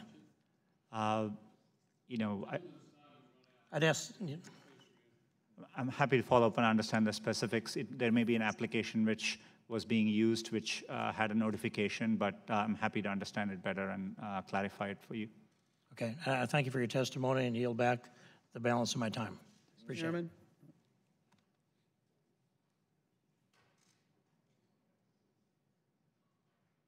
Mr. Chairman. What purpose does the gentleman from Texas seek recognition? To place 3 questions on the record, Mr. Chairman. We've already indicated we'll take all questions submitted in writing and ask him to answer them. And I'd appreciate it if I can share these 3. All right. Gentlewoman, without objection, I thank you for your courtesies. I for thank you for the courtesy of the gentlelady from Alabama. I think it's her time next. There have been several points made, and obviously algorithm has been mentioned over and over again. 3 questions. One, the explaining how algorithm may play into someone's impression that conservative is over liberal. I think you're very clear on that it's not the case. In addition, your clarification on China and engaging in any activities to censor those individuals. And number 3, the algorithms, again, about your products may be a proprietary, may be a priority over others, and any explanation as to how that is, in fact, if you represent it to be not true, or how that might be perceived that happens. Your products, Google products over others, and how algorithms may play a part into that. And the gentlewoman will submit those in writing to us so we can submit them Thank to you. Mr. And I Pichai. thank the gentleman, and I thank you for yielding. Thank you very much. Thank you. The chair recognizes the gentleman from Florida, Mr. Rutherford, for 5 minutes. Thank you, Mr. Chairman. Mr. Pichai, thank you very much for your testimony today. I want to go back to the privacy policy and talk about some of those issues, because I think that's very important for the American public. You mentioned the transparency in your policy, but when you know, I know your policy is 20 pages long, changes multiple times a year. I have to ask a couple questions about the policy because I, quite frankly, don't understand all of it. And that is the policy states that Google's data collection applies when, quote, you use Google service. And so most consumers would think that means Google search or Google Maps. My question is, does the policy apply when a consumer contacts a double-click cookie? Are they then under that policy or not?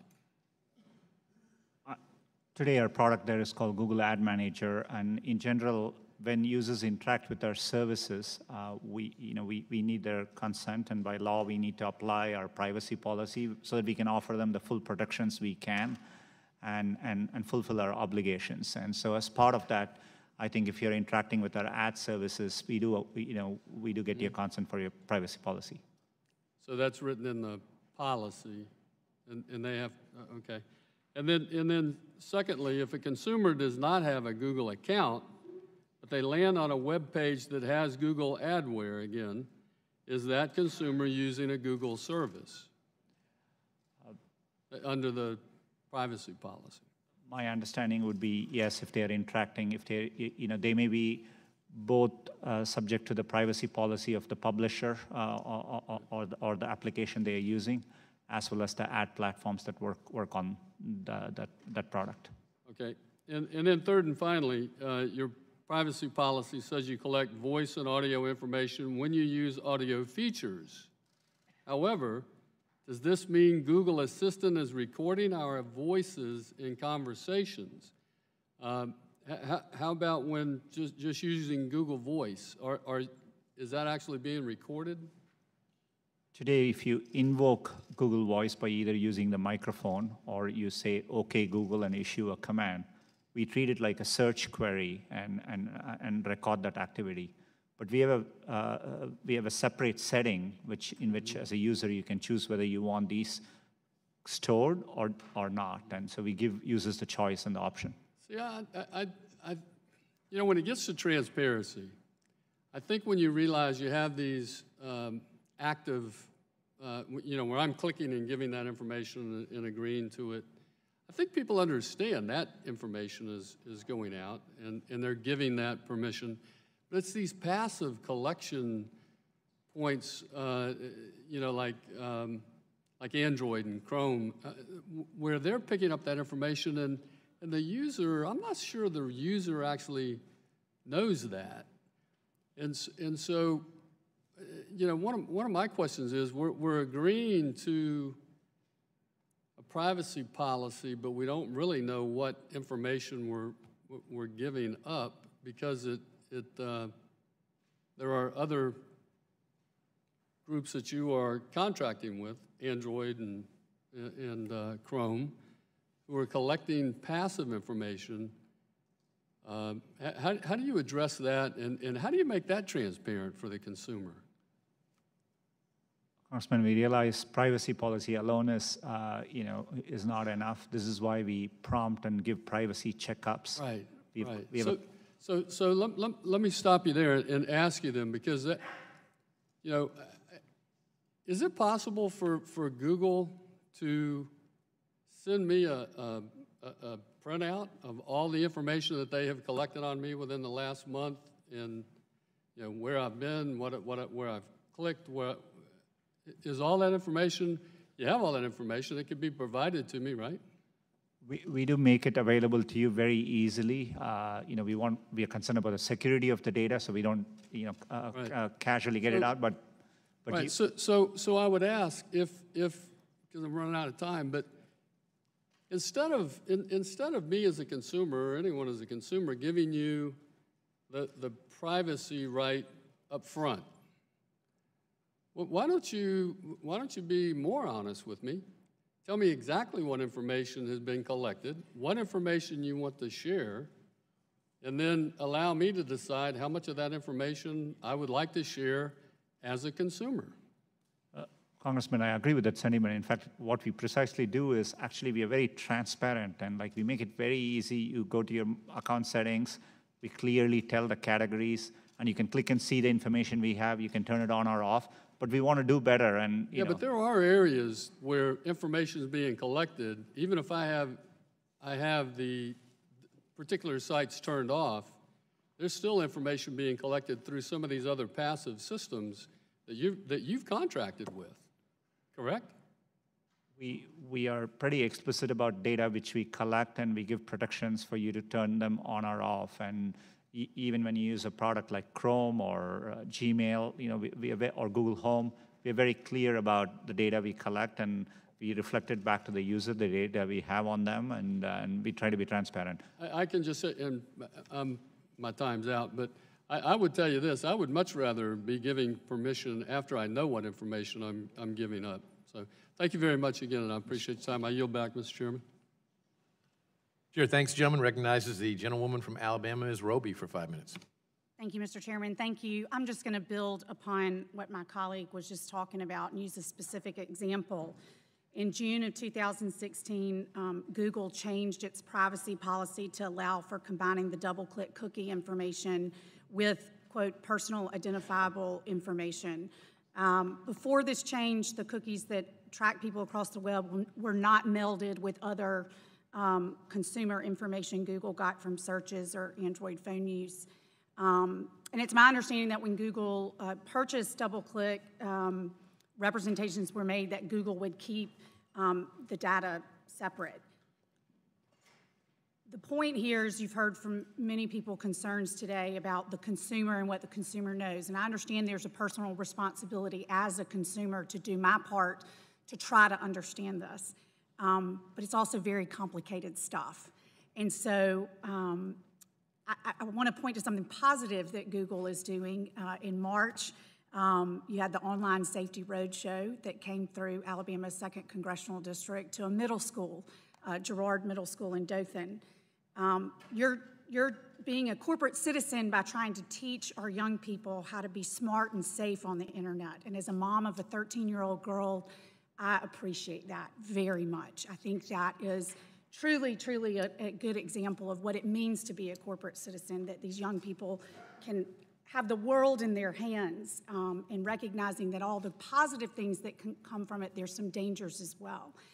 I would just say, I think what we would all benefit from is understanding as a corporate citizen, what are you doing to educate the consumer about the privacy policy? You've heard many of my colleagues point to the fact that you have this 20-page privacy policy, but it changes multiple times during the year, or there's representations that are made in 2016 about DoubleClick that change. And so most of us don't have a way to understand this in a way to know that the data that's being collected on us, exactly how it's being used. So I applaud you for the work that you're doing to educate our young people, but I would just ask if you could provide us, you said you used the words evolve and adapt when it comes to the policy, but what are you doing specifically to help educate your consumers on how they can be aware of when they click I accept on the privacy policy that they have a better understanding of how their data is going to be used? Congresswoman, it's a good question. And for example, we are sending email reminders for certain types of data that's being collected and asking you to go review your settings. And that's an example of the kind of evolution we are doing and we are implementing.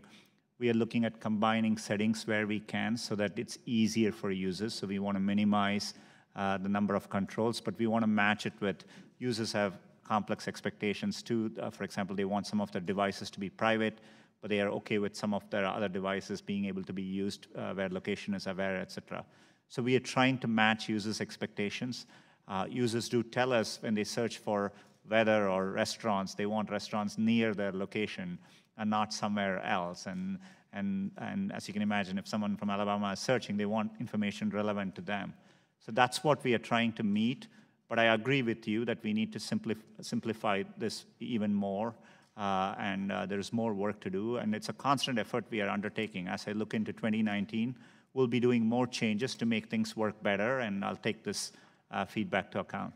Well, and just one example my legislative assistant was showing me in the privacy policy where it's redlined to show what the change was, but it's not pointed out to, that I'm aware of, it's not pointed out to the consumer when the policy is updated for whatever reason, what the exact change is. You have to go search for it and find it yourself. And so if I've got that correct, you can correct me if I'm wrong, but my understanding is you would have to scroll through the entire privacy policy to see where the changes were made. Is that correct? I'm happy to follow up on that. I do think there are times we've pointed out to the updates in a blog post or something, and we make it clear what the changes are. But happy to follow up and get the specifics. I just think the more you could streamline to the consumer how their personal information will be used, is being used, without the consumer having, I mean, again, there's personal responsibility there as well, but I just think you're doing some good things in terms of educating folks about, particularly with the Online Safety Roadshow. I think that you could take some of the work you're doing there and hearing our concerns here today, look for ways that you could better educate the consumer moving forward. Thank you. I yield back. Thank you very much. Mr. Pichai, a couple of quick follow-ups here. I don't think anybody asked who makes the judgment calls regarding content moderation at Google. Chairman, it depends on the area. So, for example, if it's YouTube, we have, very clear teams which are responsible for YouTube content policies. And are they identified? Is it possible for a customer to write to them and say, "Hey, here's a concern I have"? We give clear channels for content creators to, to raise concerns back, and we have clear avenues. And we also have had people who are responsible for these platforms, including content moderation, appear here, and I think they've consulted widely here too. I have a question about preloaded apps. Do you have agreements with the companies that, I mean, Amazon might have an app that they put on your platform. Do you have a data sharing agreement with them? Do they get the information and you get the information that's generated by their app as well? How does that work? We don't have any special agreements with respect to user data as part of preloading any application. So if somebody puts an app on your platform, they do it with your permission, is that correct? Not necessarily. So for example, a device manufacturer can preload applications on Android, and it's up to them and the app developer to do so. All right. If they operate on your operating system, do you get the information as well as the app owner? Of information about what's happening within that application? Right. Unless there may be specific cases where the user has given us diagnostic information. So the answer would depend on the context, but in general, no. I mean, the relationship is between the user and the app developer.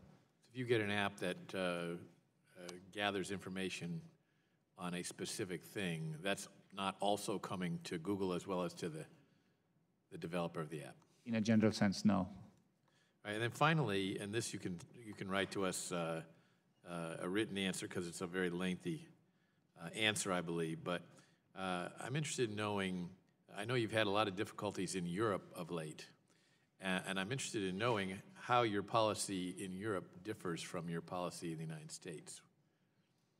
I'm happy to have it. I think it's a pretty extensive topic. I'm happy to have a follow-up on that area back to your office. Okay, yes, we would appreciate that. We'll give you some written questions that other members have provided. We'll have some more of our own, and we would ask that you respond to those promptly. We definitely will. Thank you. Well, you've gone for about 3.5 hours, and it's about what we predicted, isn't it, yesterday when we talked? So we thank you very much for your participation today. This concludes today's hearing, and without objection, all members will have 5 legislative days to submit written questions for the witness or additional materials for the record. And with that, this hearing is adjourned.